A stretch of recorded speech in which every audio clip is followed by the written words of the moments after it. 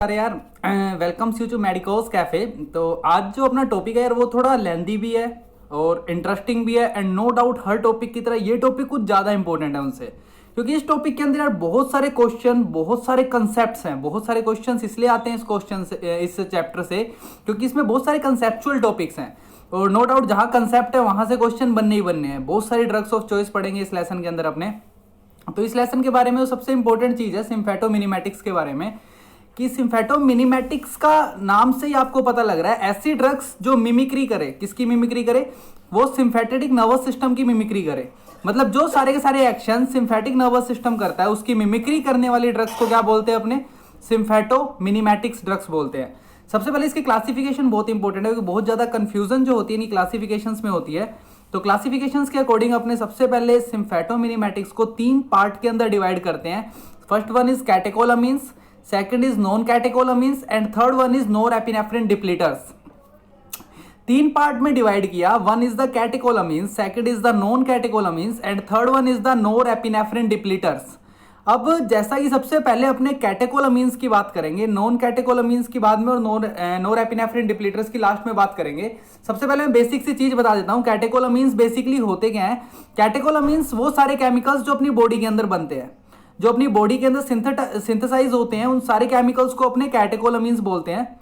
Non catecholamines chemicals होते हैं जो कि अपनी केमिकल्स होते हैं नॉन कैटेकोलामीन्स, बट इनकी जो स्ट्रक्चर्स होती है, स्ट्रक्चर बिल्कुल कैटेकोलामीन्स की जैसे होती है। स्ट्रक्चर जो होती है बिल्कुल कैटेकोलामीन्स की जैसे होती है, बट बॉडी के अंदर सिंथेसाइज नहीं होते नॉन कैटेकोलामीन्स। ये बाहर बनाए जाते हैं, सिंथेटिक होते हैं, ये केमिकल इनको बनाया जाता है इनको, बट इनकी स्ट्रक्चर जो होती है वो सिमिलर होती है सिर्फ। और नोरएपिनेफ्रिन डिप्लीटर्स होते हैं। नोरएपिनेफ्रिन डिप्लीटर्स क्या होते हैं? ये जो होते हैं ये नोरएपिनेफ्रिन को डिस्प्लेस करने का काम करते हैं, डिप्लीट करने का काम करते हैं। नोरएपिनेफ्रिन की जगह ले लेते हैं, उसकी जगह पे आगे खुद स्टोर हो जाते हैं और उसके बाद खुद का एक्शन परफॉर्म करवाते हैं। ये होते हैं नोरएपिनेफ्रिन डिप्लीटर्स। अब सबसे पहले सबसे इंपॉर्टेंट बात करते हैं कैटेकोलामीन्स की। कैटेकोलामीन्स जो होते हैं, कैटेकोलामीन्स इनको बेसिकली आगे फर्दर 2 पार्ट के अंदर डिवाइड किया है, endogenous catecholamines and exogenous catecholamines. Endogenous catecholamines कौन से होते हैं? एंडोजीनस कैटेकोलामीन्स अपनी बॉडी के अंदर प्रेजेंट होते हैं, उन कैटेकोलामीन्स को बोलते हैं, जैसे कि एपिनेफ्रिन, नोरएपिनेफ्रिन एंड डोपामिन। ये तीनों के तीनों जो केमिकल्स होते हैं, तीनों के तीनों अपनी बॉडी के अंदर प्रेजेंट होते हैं, जिसमें से नोरएपिनेफ्रिन न्यूरोट्रांसमीटर भी है, जो कि आपको मैं पढ़ा चुका हूं ऑलरेडी पहले भी।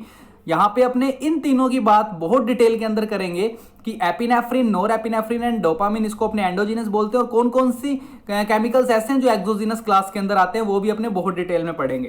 तो सबसे पहले अपने एंडोजीनस कैटेकोलामीन्स पढ़ते हैं। कैटेकोलामीन्स जो होते हैं वो अल्फा और बीटा रिसेप्टर दोनों के ऊपर एक्शन करते हैं, दोनों के ऊपर एगोनिस्ट होते हैं। एगोनिस्ट किस किस पे होते हैं? अल्फा रिसेप्टर पे भी और बीटा रिसेप्टर पे भी। तो अपने अब स्टार्ट करते हैं फटाफट एंडोजीनस कैटेकोलामीन्स को। तो जो यार एंडोजीनस कैटेकोलामीन्स होते हैं, एंडोजीनस कैटेकोलामीन्स की स्टार्टिंग से समझना, इनके अंदर कंफ्यूज मत होना बिल्कुल भी, कि जो एंडोजीनस होता है कैटेकोलामीन्स, उसके अंदर सबसे पहले अपने एपिफायरिन और नोरएपिफायरिन, ठीक है, एपिनेफ्रिन और नोरएपिनेफ्रिन के बारे में बात करेंगे। इधर एपिफायरिन, नोरएपिफायरिन और नोरएपिनेफ्रिन और नोरएपिनेफ्रिन। तो एपिनेफ्रिन जो होता है वो एगोनिस्ट होता है अल्फा रिसेप्टर पे भी और बीटा रिसेप्टर पे भी। खास बात जो है मैं बताता जाऊंगा, आप देखते जाना, कि जो एपिनेफ्रिन है वो अल्फा रिसेप्टर पे भी एगोनिस्ट है, बीटा रिसेप्टर पे भी एगोनिस्ट है। खास बात क्या है कि यहाँ पे ये बीटा 1 और बीटा 2 दोनों रिसेप्टर के ऊपर वर्क करता है, दोनों रिसेप्टर पे एगोनिस्ट है, दोनों रिसेप्टर को स्टिमुलेट करता है। वहीं मैं नोरएपिनेफ्रिन की बात करूं तो जो नोरएपिनेफ्रिन है वो सिर्फ अल्फा रिसेप्टर और बीटा रिसेप्टर पे काम करता है, बट वो यहां सिर्फ बीटा 1 रिसेप्टर पे काम कर रहा है। क्लियर है ये बात? डिफरेंस क्या है कि नोरएपिनेफ्रिन तो सिर्फ बीटा 1 रिसेप्टर पे काम कर रहा है, बट अगर एपिनेफ्रिन की बात करूं तो वो बीटा 1 और बीटा 2 दोनों रिसेप्टर्स पे काम कर रहा है, दोनों रिसेप्टर के ऊपर एगोनिस्ट है। अब इसका एक्शन देखना आप, एक्शन से आपको समझ में आएगा कि अल्फा रिसेप्टर का काम क्या है। अल्फा रिसेप्टर को जो ड्रग स्टिमुलेट करती है, जो केमिकल अल्फा रिसेप्टर को स्टिमुलेट करेंगे, नो डाउट वहां पे अपने को वैसोकंस्ट्रिक्शन देखने को मिलेगा। तो मतलब दोनों का इफेक्ट अल्फा रिसेप्टर का तो सेम है, वैसोकंस्ट्रिक्शन दिखा रहा है। यहाँ पे अल्फा रिसेप्टर वैसोकंस्ट्रिक्शन दिखा रहा है, एपिफायरिन में भी और नोरएपिफायरिन में भी अल्फा रिसेप्टर वैसोकंस्ट्रिक्शन दिखा रहा है। इट सिंपली मींस कि यहाँ पे अल्फा रिसेप्टर का इफेक्ट तो दोनों केमिकल सेम शो कर रहे हैं वैसोकंस्ट्रिक्शन का। अब बात करते हैं अपने बीटा रिसेप्टर की। तो बीटा रिसेप्टर की बात करें तो बीटा 1 रिसेप्टर जो होता है, बीटा 1 रिसेप्टर जो हार्ट के ऊपर एक्शन दिखाता है, बीटा 1 रिसेप्टर हार्ट के ऊपर एक्शन दिखाता है, तो बीटा 1 रिसेप्टर भी दोनों जगह प्रेजेंट है, तो हार्ट के ऊपर भी दोनों एक्शन दिखाएंगे। बीटा 1 रिसेप्टर एपिफायरिन जो केमिकल है वो भी हार्ट पे एक्शन दिखाएगा, नोर एपिफायरिन भी हार्ट के ऊपर एक्शन दिखाएगा। अब एडिशनल चीज क्या है यहाँ पे, सिर्फ बीटा 2 रिसेप्टर है। बीटा 2 रिसेप्टर जो कि नोर एपिफायरिन के अंदर एब्सेंट है, नोर एपिफायरिन बीटा 2 रिसेप्टर पे काम नहीं करता है, एपिफायरिन बीटा 2 रिसेप्टर पे काम करता है। और बीटा 2 रिसेप्टर जो होता है वो वैसोडाइलेशन को इंक्रीज करवाता है। बीटा 2 रिसेप्टर क्या करवाता है, वैसोडाइलेशन कोज करवाता है। और दूसरा बीटा 2 रिसेप्टर क्या करता है, हार्ट के ऊपर भी काम करता है। बीटा 2 रिसेप्टर हार्ट के ऊपर भी इफेक्ट देता है। तो इससे अपने को क्या चीज पता लगी कि यहां पे जो बीटा रिसेप्टर है, यहां पे दोनों के दोनों बीटा रिसेप्टर हार्ट के ऊपर काम कर रहे हैं, बट यहां पे सिर्फ एक ही बीटा रिसेप्टर हार्ट के ऊपर काम कर रहा है। तो मैं इनको कंपेयर करना शुरू करता हूं।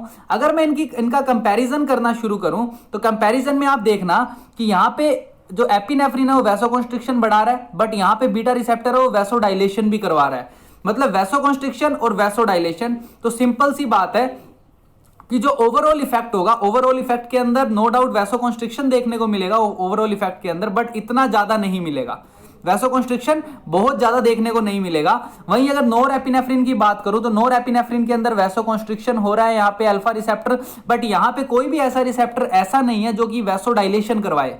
दैट्स वाई ये मोर पोटेंट वैसोकंस्ट्रिक्टर होता है। और जो कि आपका सबसे इंपॉर्टेंट क्वेश्चन है कि एपिनेफ्रिन और नोर एपिनेफ्रिन के अंदर ज्यादा इंपॉर्टेंट या ज्यादा पोटेंट वैसोकंस्ट्रिक्शन कौन कहलाता है, तो ज्यादा पोटेंट वैसोकंस्ट्रिक्शन कौन कहलाता है, नोर एपिनेफ्रिन कहलाता है, मोर पोटेंट।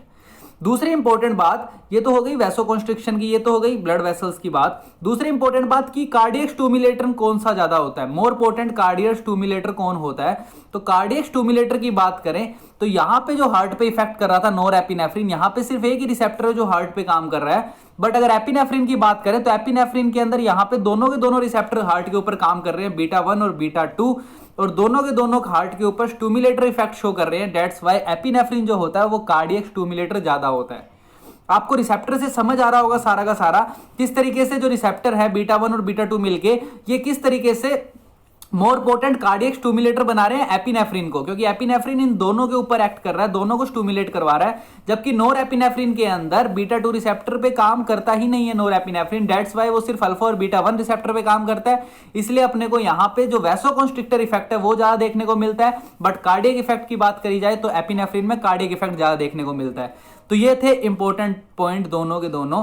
अब इसके बाद अपने ड्रग ऑफ चॉइस की बात कर लेते हैं कि जो एपिनेफ्रिन होता है, एपिनेफ्रिन जो है वो उसका यूज की बात करें तो उसकी drug of choice cardiac arrest के लिए काम में ले सकते हैं अपने एपिनेफ्रिन को, बिल्कुल ले सकते हैं क्योंकि कार्डियक स्टिमुलेटर है। दूसरा एनाफाइलैक्टिक शॉक के लिए काम में लिया जा सकता है, drug of choice for anaphylactic shock भी होता है एपिनेफ्रिन।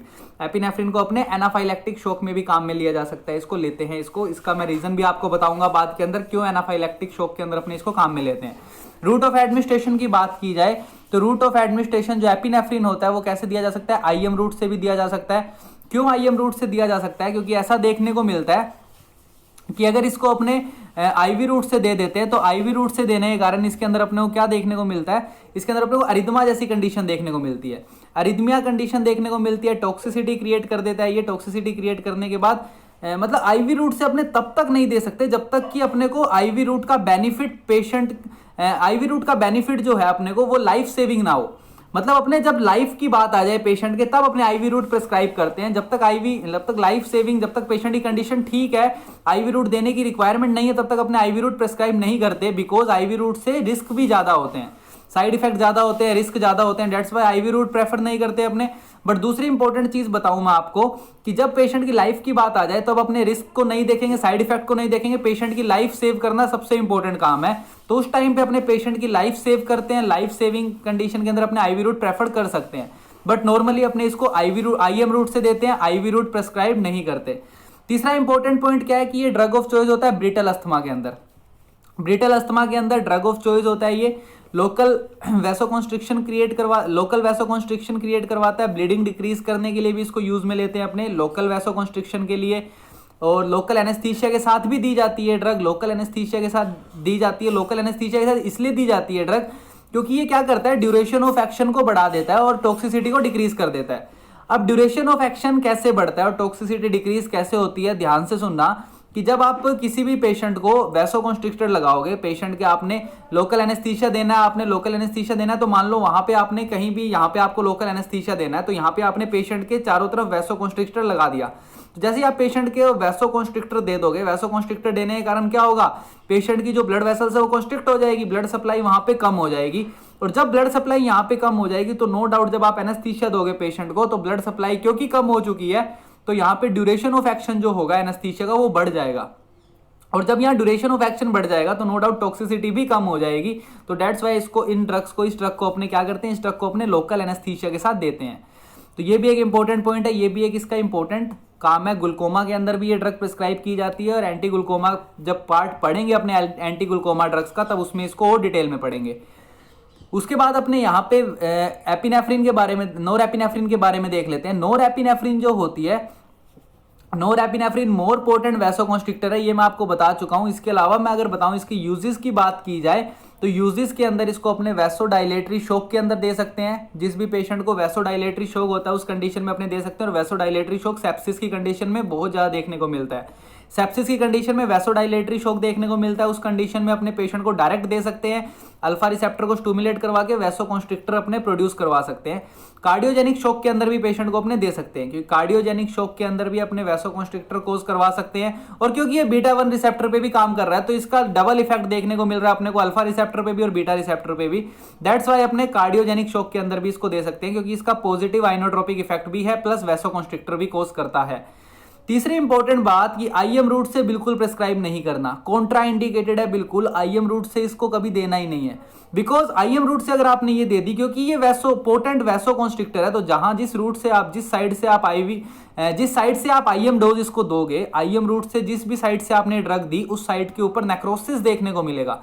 ड्यू टू वैसोकॉन्स्ट्रिक्टर वहां पे नेक्रोसिस देखने को मिलता है। That's why IM route is absolutely contraindicated in norepinephrine. Norepinephrine को अपने आईएम रूट से नहीं देते हैं।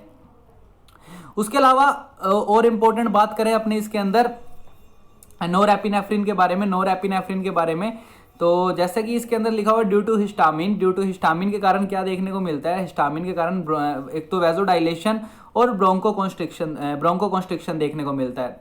That's why due to alpha and stimulator vasoconstrictor, due to beta 2 stimulator bronchodilation. देखना क्या करते हैं इसके अंदर अपने कि अपने जब हिस्टामिन होता है तो हिस्टामिन के अंदर क्या देखने को मिलता है, हिस्टामिन के अंदर दो कोज होता है। हिस्टामिन क्या क्रिएट करता है, एक तो क्या करता है, हिस्टामिन जो होता है वो वैसोडाइलेशन कोज करता है, दूसरा ब्रोंकोकॉन्स्ट्रिक्शन कोज करता है। तो क्योंकि हिस्टामिन जो होता है वो वैसोडाइलेशन कोज करता है और ब्रोंकोकॉन्स्ट्रिक्शन कोज करता है, जैसा कि अस्थमा के अंदर देखने को मिलता है। अस्थमा में भी हिस्टामिन का ही सिक्रेशन होता है, हिस्टामिन ही रिलीज होता है और वो भी यही करवाता है वैसोडाइलेशन और ब्रोंकोकॉन्स्ट्रिक्शन। तो अपने इसके अंदर क्या कर सकते हैं, इसके अंदर जो अपनी ड्रग होती है उसके अंदर अपने ड्रग को कौन सी ड्रग दे सकते हैं, अपने एपिनेफ्रिन ड्रग दे सकते हैं। एपिनेफ्रिन ड्रग के अंदर क्या देखने को मिलता है, क्योंकि अल्फा रिसेप्टर स्टिमुलेट हो रहा है तो वो वैसोकॉन्स्ट्रिक्शन कराता है, और क्योंकि बीटा 2 रिसेप्टर स्टिमुलेट हो रहा है तो वो ब्रोंकोडाइलेशन करवा रहा है। तो जो ये दो की दो चीजें हैं, दोनों कंडीशन जो होती है ये हिस्टामिन का बिल्कुल रिवर्स इफेक्ट दिखाती है। डेट्स वाई अपने ने ब्रिटल अस्थमा के अंदर ड्रग ऑफ चॉइस इसको बताया हुआ है। तो वो यहाँ पे रीजन लिखा हुआ है किस तरीके से ब्रिटल अस्थमा के अंदर ड्रग ऑफ चॉइस होती है ये, बट नोरेपिनेफ्रिन नहीं होती। नोरेपिनेफ्रिन नहीं है बट एपिनेफ्रिन है। एपिनेफ्रिन क्योंकि नोरेपिनेफ्रिन तो ब्रोंकोडाइलेटर करा ही नहीं रही ना, ब्रोंकोडाइलेशन नोरेपिनेफ्रिन नहीं करवाती। नोरेपिनेफ्रिन में अपने को ब्रोंकोडाइलेशन नहीं देखने को मिलता, बट एपिनेफ्रिन की बात करें तो ब्रोंकोडाइलेशन देखने को मिलता है। दैट्स वाई ये ड्रग ऑफ चॉइस होती है ब्रिटल अस्थमा के अंदर।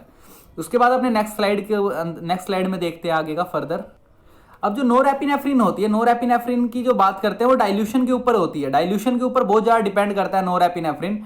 डाइल्यूशन के ऊपर इसलिए डिपेंड करता है क्योंकि यार डाइल्यूशन की बात करूं तो डाइल्यूशन ही अपने को ये बताता है कि अपने किस रूट से नोरेपिनेफ्रिन को दे सकते हैं। डाइल्यूशन ज़्यादा तो आप जो रूट्स है आप आराम से उसको रूट्स को आप किसी भी रूट से आप दे सकते हो। जितना डाइल्यूशन कम होगा आपको डोज ऑफ एडमिनिस्ट्रेशन जो रूट एडमिनिस्ट्रेशन है उसका बहुत ज़्यादा ध्यान रखना पड़ता है।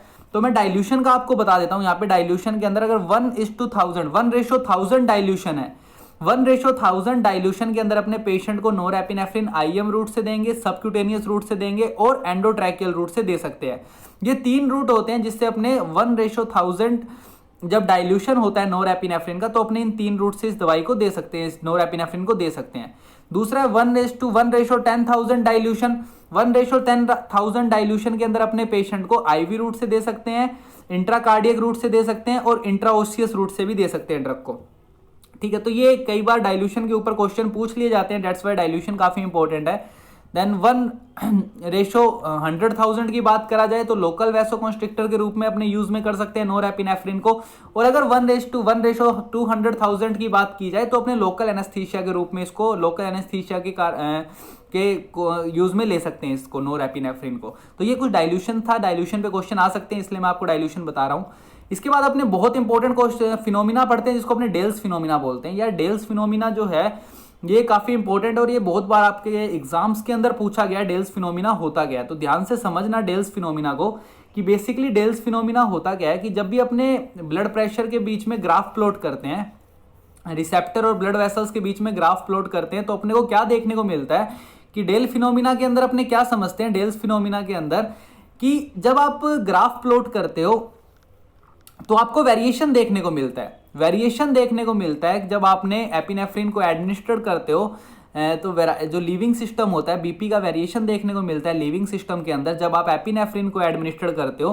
किस तरीके से देखने को मिलता है, उसने ये कहा कि जैसे ही आप एपिनेफ्रिन को एडमिनिस्टर करते हो तो सबसे पहले होता क्या है कि सबसे पहले तो ये होता है कि सबसे पहले तो आपको ग्राफ के अंदर क्या देखने को मिलेगा, फ्रीक्वेंट राइज देखने को मिलता है। जैसे ही आपको थोड़ा सा राइज देखने को मिलेगा, नो डाउट राइज जैसे ही राइज होगा ग्राफ के अंदर जैसे ही राइज होगा तो राइज होने के बाद अल्फा 1 रिसेप्टर स्टिमुलेट होते हैं, बट जैसे ही अल्फा 1 रिसेप्टर स्टिमुलेट होते हैं साथ साथ दूसरे रिसेप्टर भी प्रेजेंट होते हैं प्री साइनेप्टिक मेम्ब्रेन पे, मैंने आपको बताया था। तो उसके बाद जैसे ही इनका काम हो जाता है उसके बाद दोबारा से क्या होता है, डिक्लाइन देखने को मिलता है आपको ग्राफ के अंदर। और जैसे ही डिक्लाइन देखने को मिलता है तो एक कंडीशन ऐसी आती है जहां पे बीटा 2 रिसेप्टर स्टिमुलेट होते हैं और जैसे ही बीटा 2 रिसेप्टर स्टिमुलेट होते हैं बीटा 2 रिसेप्टर दोबारा से क्या करने लगते हैं, दोबारा से एपिनेफ्रिन के सिक्रेशंस को इंक्रीज करवाने लगते हैं और सिक्रीज करवाते ही दोबारा से क्या होता है, ग्राफ दोबारा से पीक दिखाने लगता है, अपना पीक दिखाना शुरू करता है। और इसी को अपने क्या बोलते हैं, डेल फिनोमिना बोलते हैं। इनिशियली क्या होगा, इनिशियल राइज होता है बीपी के अंदर, किस कारण से, अल्फा 1 रिसेप्टर के कारण से, ठीक है, क्योंकि कंसंट्रेशन एपिनेफ्रिन की इंक्रीज हो रही है, एपिनेफ्रिन की कंसंट्रेशन इंक्रीज हो रही है तो अपने को अल्फा 1 रिसेप्टर के कारण इनिशियल राइज देखने को मिलता है ब्लड प्रेशर के अंदर। पहला तो ये। दूसरा इसने क्या कहा, कुछ टाइम बाद बीपी जो होता है वो फॉल हो जाता है बीटा 2 रिसेप्टर के कारण, बीटा 2 रिसेप्टर के कारण बीपी फॉल हो जाता है और जिसके कारण क्या होता है, आफ्टर सम टाइम के बाद एपिनेफ्रिन का लेवल कम हो जाता है और एपिनेफ्रिन का लेवल कम किस कारण होता है, मेटाबॉलिज्म के कारण।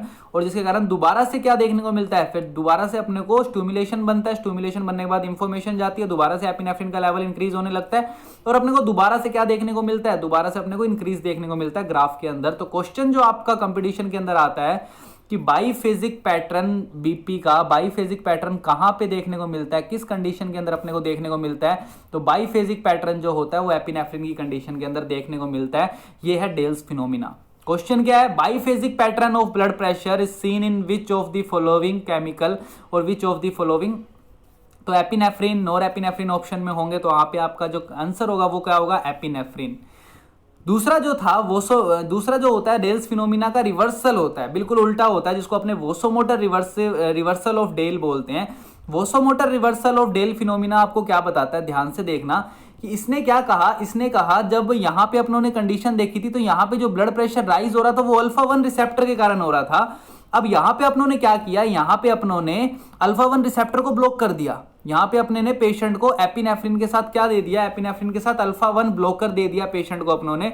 और जैसे ही पेशेंट को अपनों ने अल्फा 1 ब्लॉकर दिया, अल्फा 1 ब्लॉकर देते ही क्या देखने को मिला अपने को कि यहां पे अब किसी टाइप का राइज देखने को ही नहीं मिला, अपने को किसी भी टाइप का राइज नहीं देखने को मिला, ब्लड प्रेशर कांस्टेंट था यहाँ पे, क्योंकि अल्फा 1 रिसेप्टर को ही ब्लॉक कर दिया अपनों ने। तो अब जो अपने को कंडीशन देखने को मिलेगी वो क्या देखने को मिलेगी, सिर्फ बीटा 2 रिसेप्टर वाली कंडीशन देखने को मिलेगी, जिसके अंदर अपने को डिक्लाइन देखने को मिलेगा ग्राफ, और डिक्लाइन के कारण फिर बाद में इंक्रीज देखने को मिलेगा।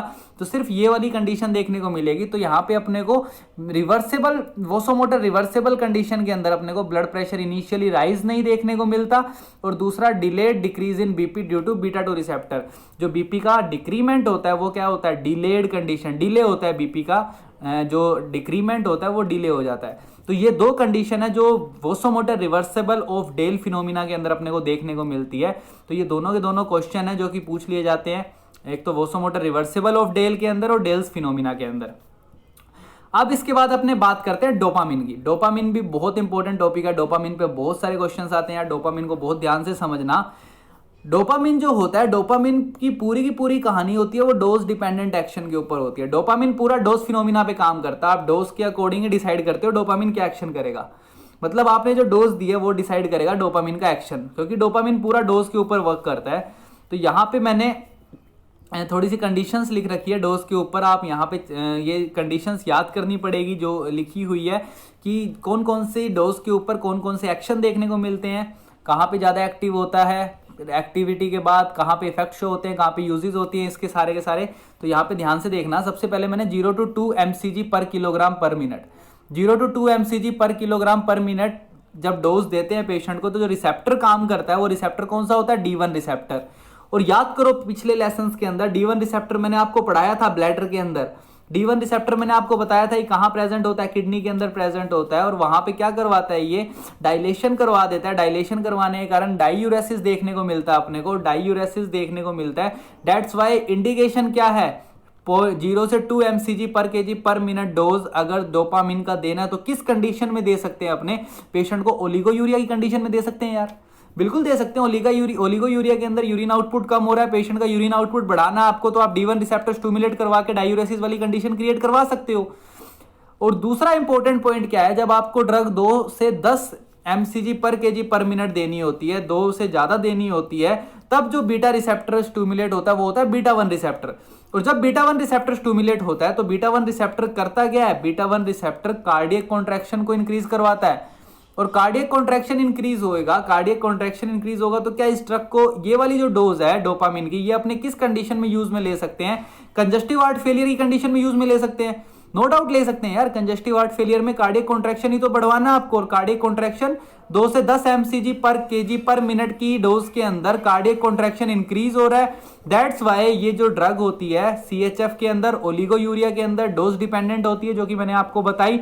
मान लो पेशेंट को कंडीशन कौन सी है, पेशेंट को कंजस्टिव हार्ट फेलियर भी है और ओलिगोयूरिया भी है, पेशेंट को कंजस्टिव हार्ट फेलियर है और ओलिगोयूरिया है, दोनों कंडीशन अगर पेशेंट के अंदर है, तो इस टाइम पे जो ड्रग ऑफ चॉइस होएगी वो कौन सी होएगी, इस टाइम पे जो ड्रग ऑफ चॉइस होएगी वो डोपामिन होएगी, क्योंकि डोपामिन दोनों कंडीशन को क्योर कर रहा है, वहां से ओलिगोयूरिया को भी सही कर रहा है और इधर पेशेंट क्या करवा रहा है, इधर पेशेंट ओलिगोयूरिया के साथ साथ कंजस्टिव हार्ट फेलियर को भी सही करवा रहा है। तो जो ड्रग ऑफ चॉइस होएगी वो कौन सी होएगी, डोपामिन होएगी। किस कंडीशन के अंदर, ओलिगोयूरिया और कंजस्टिव हार्ट फेलियर वाली कंडीशन के अंदर ड्रग ऑफ चॉइस कौन सी होती है, डोपामिन। तो ये कोई इंपॉर्टेंट पॉइंट है डोपामिन से रिलेटेड, बाकी अपने नेक्स्ट स्लाइड के अंदर देखते हैं। इसके बाद देखना, इसके बाद लास्ट जो डोज होती है, अगर 10 mcg पर kg पर मिनट से ज्यादा डोज है, 10 mcg पर kg पर मिनट से ज्यादा डोज है, तो इस टाइम पे जो डोपामिन स्टिमुलेट करेगा वो किसको करेगा, अल्फा 1 रिसेप्टर को स्टिमुलेट करेगा। नो डाउट सबको पता है अल्फा 1 रिसेप्टर क्या करवाता है, वैसोकॉन्स्ट्रिक्शन का काम करता है अल्फा 1 रिसेप्टर। और क्योंकि ये वैसोकॉन्स्ट्रिक्शन का काम करता है, तो अब यहाँ पे अपने जो डोपामिन है, यहाँ पे अपनी जो ड्रग ऑफ चॉइस रहेगी वो इंडिकेशन कौन कौन से रहेंगे, ड्रग ऑफ चॉइस कौन कौन सी कंडीशन में अपने ड्रग दे सकते हैं, अपने शोक और कार्डियोजेनिक शोक, कार्डियोजेनिक शोक की कंडीशन के अंदर अपने क्या दे सकते हैं, अपने डोपामिन दे सकते हैं, बट उसकी डोज क्या रखी जाएगी, 10 mcg पर kg पर मिनट। तो यहां पे अपने किस तरीके से काम में ले सकते हैं, डोज के ऊपर सारी की सारी कंडीशन डिपेंड करती है। तो शोक और कार्डियोजेनिक शोक की कंडीशन के अंदर ड्रग ऑफ चॉइस क्या रहती है, डोपामिन रहती है। एपिनेफ्रिन क्यों नहीं रहती ड्रग ऑफ चॉइस, एपिनेफ्रिन इसलिए ड्रग ऑफ चॉइस नहीं रहती यहाँ पे, नोर एपिनेफ्रिन और एपिनेफ्रिन दोनों की दोनों ड्रग ऑफ चॉइस नहीं रहती यहाँ पे। किस कंडीशन के अंदर, शॉक और कार्डियोजेनिक कंडीशन के अंदर, क्योंकि अपने को क्या करवाना है, अपने को साथ साथ कार्डियक कॉन्ट्रैक्शन करवाना है, अपने को साथ साथ डायूरेसिस करवानी है, अपने को साथ साथ शॉक को ट्रीट करना है, अपने को ब्लड प्रेशर इंक्रीज करना है, अपने को सारे इफेक्ट करवाने हैं। बट एपिनेफ्रिन और नोर एपिनेफ्रिन के अंदर कहीं से कहीं तक अपने को डायूरेसिस देखने को नहीं मिलता। एपिनेफ्रिन और नोर एपिनेफ्रिन कहीं से कहीं तक डायूरेसिस करवाता ही नहीं है।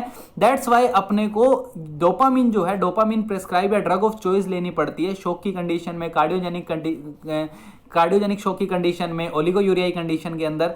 तो ये ड्रग ऑफ चॉइस होता है। और यहाँ पे डोपामिन का जो इन्फ्यूजन होता है वो कंटिन्यूस आईवी इन्फ्यूजन होता है। और कंटिन्यूस आईवी इन्फ्यूजन इसलिए होता है क्योंकि हाफ लाइफ शॉर्ट होती है। तो जाहिर सी बात है जिसकी हाफ लाइफ शॉर्ट होगी उसको कंटिन्यूस आईवी इन्फ्यूजन देना पड़ेगा। और जो साइड इफेक्ट होता है मोस्ट कॉमन डोपामिन का वो होता है एरिथमिया। कौन सा होता है? एरिथमिया। तो ये था अपना एंडोजीनस कैटेकोलामीन्स की बात, एपिनेफ्रिन, नोरएपिनेफ्रिन और डोपामिन। होपफुली अच्छे से क्लियर हुआ होगा।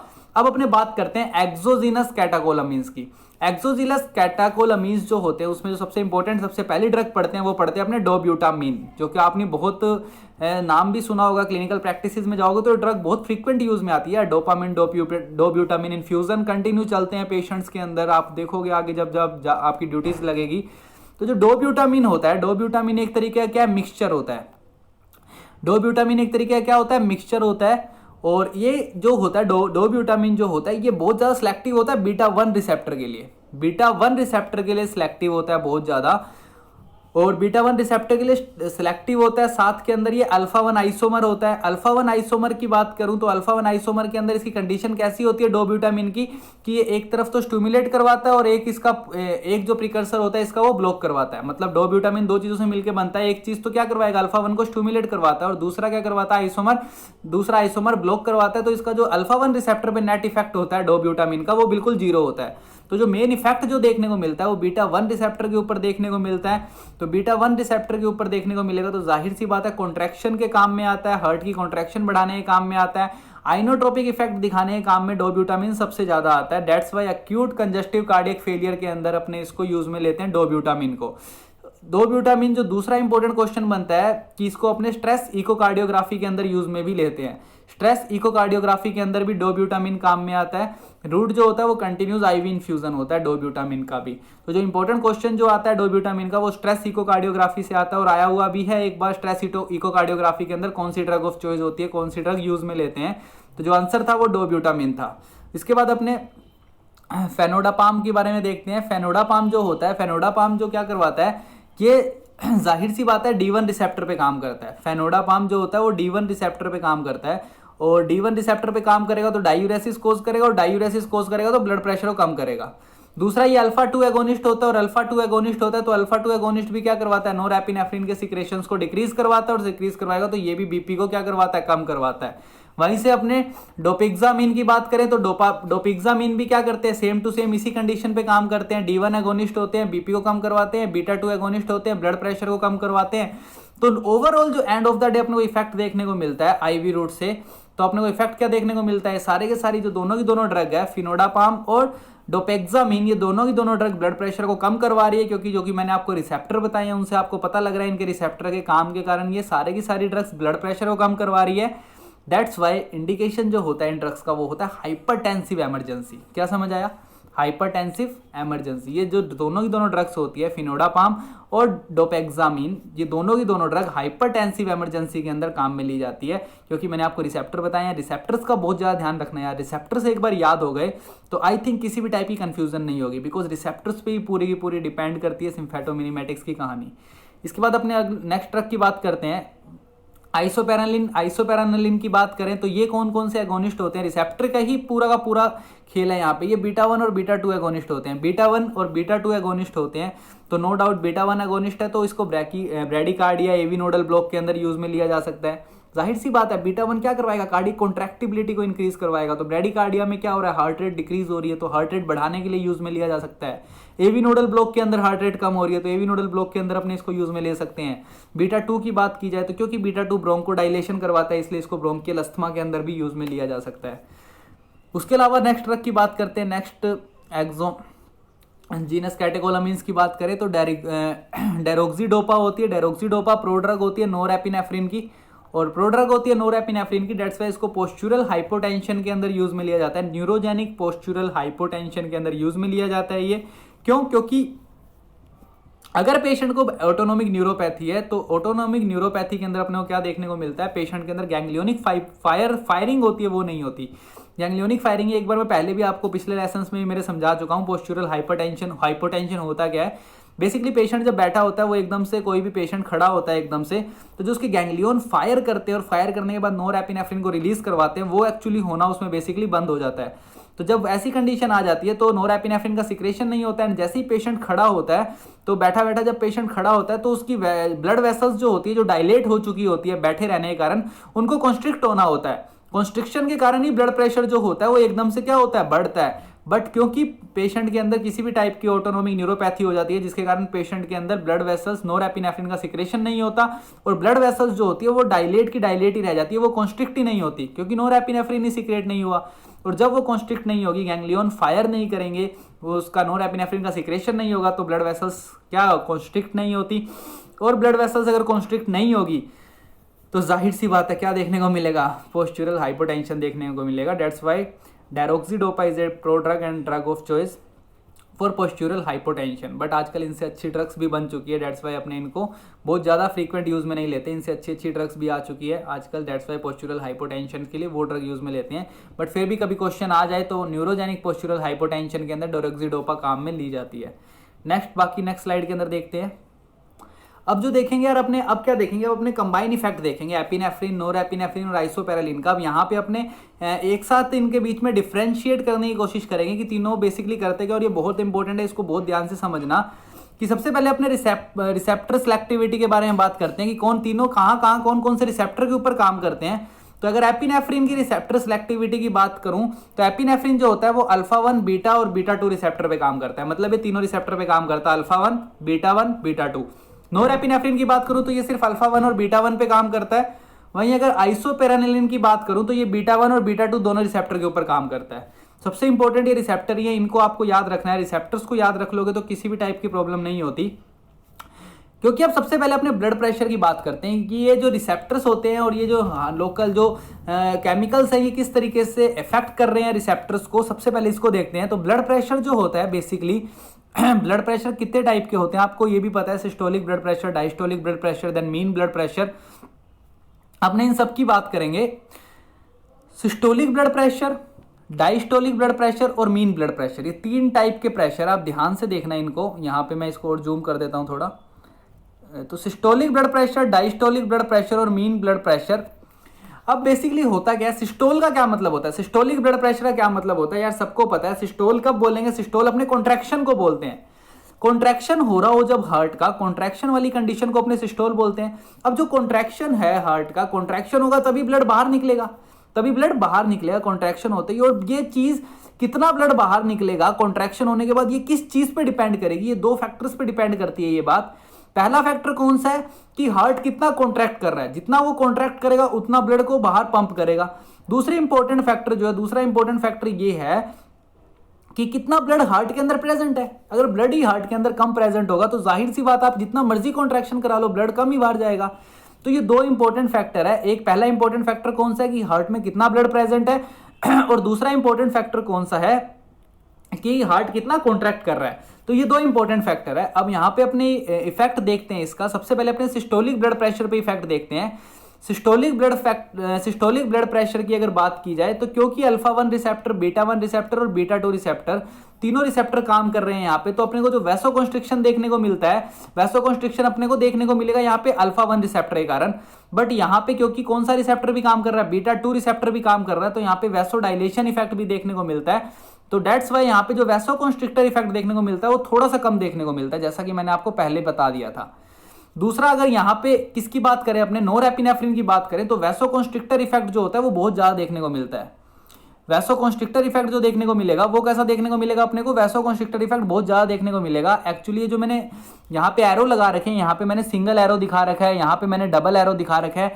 ये एरो इस बात को डोनेट कर रहे हैं कि यहाँ पे जो वैसोकंस्ट्रिक्टर इफेक्ट है, यहाँ पे मैंने सिंगल एरो लगाया, मतलब वैसोकंस्ट्रिक्टर इफेक्ट यहाँ पे कम देखने को मिलता है। यहाँ पे अगर बात की जाए नोरेपिनेफ्रिन, तो यहाँ पे मैंने डबल एरो लगा रखे हैं, तो यहाँ पे जो वैसोकंस्ट्रिक्टर इफेक्ट देखने को मिलता है यहाँ पे वो ज्यादा देखने को मिलता है। तो इन एरो में कंफ्यूज मत होना। और वहीं अगर मैं आइसोपेरानिलिन की बात करूं तो आइसोपेरानिलिन के अंदर क्या देखने को मिलता है अपने को, क्योंकि बीटा 1 और बीटा 2 रिसेप्टर काम कर रहे हैं, तो बीटा 2 रिसेप्टर वैसोडाइलेशन कोज करवाता है। बीटा 1 रिसेप्टर का कोई ज्यादा इफेक्ट देखने को नहीं मिलता, तो जो नेट इफेक्ट देखने को मिलता है वो अपने को क्या देखने को मिलता है, वैसोडाइलेशन का इफेक्ट देखने को मिलता है। तो आइसोपेरानिलिन जो दोनों की कंडीशन है, एपिनेफ्रिन और नोरेपिनेफ्रिन, जबकि ये वैसोकंस्ट्रिक्शन कोज करते हैं, बट अगर आइसोपेरानिलिन की बात करूं तो ये क्या कर रहा है, यहाँ पे वैसोडाइलेशन कोज कर रहा है। उसके बाद अगर मैं दूसरी इंपॉर्टेंट बात करता हूं कार्डियक कॉन्ट्रैक्टिविटी की, तो कार्डियक कॉन्ट्रैक्टिविटी अपने को एपिनेफ्रिन में ज्यादा देखने को मिलेगी। क्यों? क्योंकि बीटा 1 और बीटा 2 दोनों रिसेप्टर यहां काम कर रहे हैं और दोनों के दोनों कार्डियक कॉन्ट्रैक्शन करवाते हैं, जो कि मैं आपको पहले भी बता चुका हूं। दैट्स वाई कार्डियक कॉन्ट्रैक्शन यहां ज्यादा देखने को मिलता है। बट अगर नोरेपिनेफ्रिन की बात करूं तो कार्डियक कॉन्ट्रैक्शन यहां पे देखने को तो मिलता है बट कम देखने को मिलता है। तीसरी इंपॉर्टेंट बात, आइसोपेरानिलिन के अंदर कार्डियक कॉन्ट्रैक्शन अपने को कुछ खास बढ़ा हुआ नहीं देखने को मिलता, थोड़ा बहुत कार्डियक कॉन्ट्रैक्शन देखने को मिलता है। तो ये 3 पॉइंट इंपॉर्टेंट हो गए। अब अपने करते हैं डायस्टोलिक ब्लड प्रेशर की बात। डायस्टोलिक ब्लड प्रेशर की बात करूं तो डायस्टोलिक ब्लड प्रेशर जो होगा वो एपिनेफ्रिन के केस में क्या देखने को मिलता है, अपने को इंक्रीज देखने को मिलता है। एपिनेफ्रिन के केस में डायस्टोलिक ब्लड प्रेशर बढ़ता है।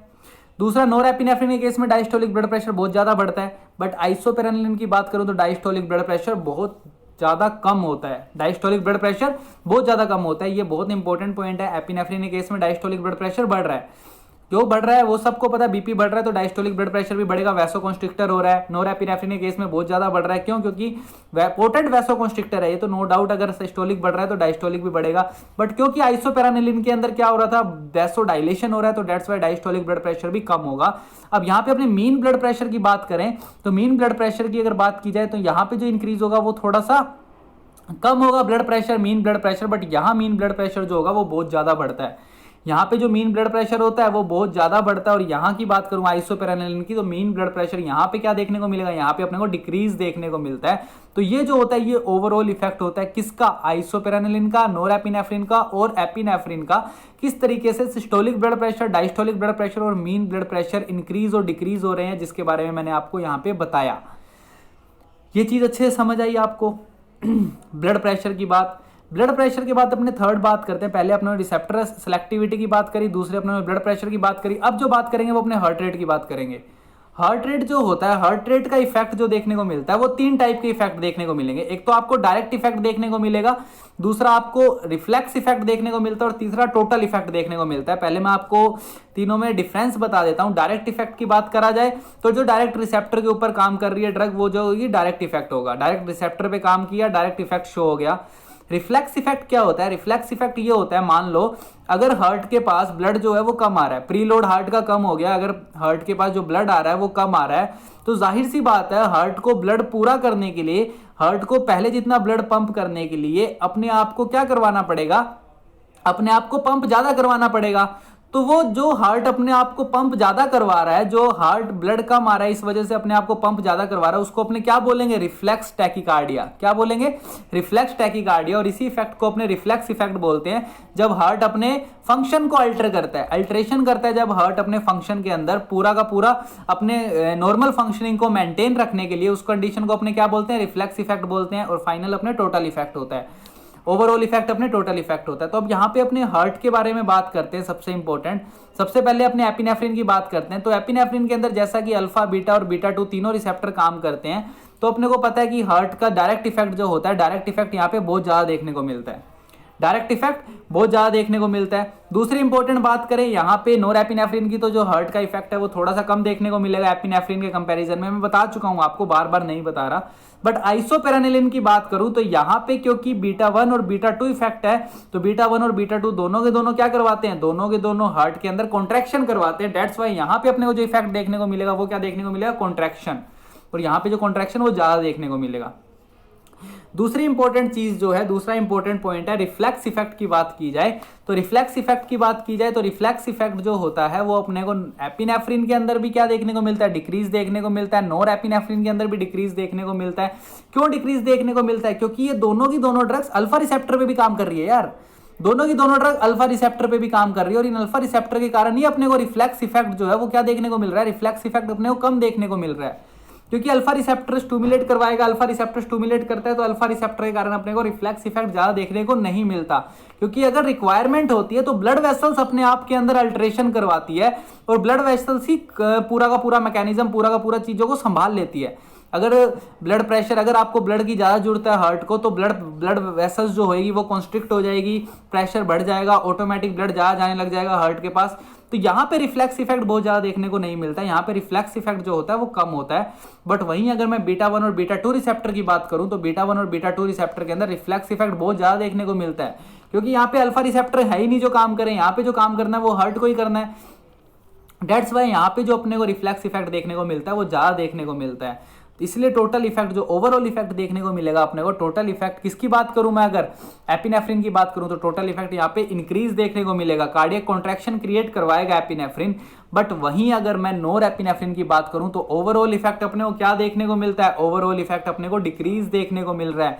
ये चीज आपको समझ में आई। यहाँ पे डबल रिफ्लेक्स जो है वो डबल रिफ्लेक्स इफेक्ट बहुत ज्यादा कम क्यों देखने को मिल रहा है, बहुत ज्यादा रिफ्लेक्स इफेक्ट कम इसलिए देखने को मिल रहा है क्योंकि यहाँ पे जो मेन मैकेनिज्म है वो पूरा अल्फा रिसेप्टर कर रहा है। अल्फा रिसेप्टर का ही मेन काम है यहाँ पे, क्योंकि यहाँ पे बीटा रिसेप्टर का ज़्यादा काम नहीं है। बट अगर एपिनेफ्रिन की बात करूँ तो यहाँ पे बीटा 1 और बीटा 2 दोनों रिसेप्टर काम कर रहे हैं, इसलिए यहाँ पे रिफ्लेक्स इफेक्ट जो है वो थोड़ा कम है।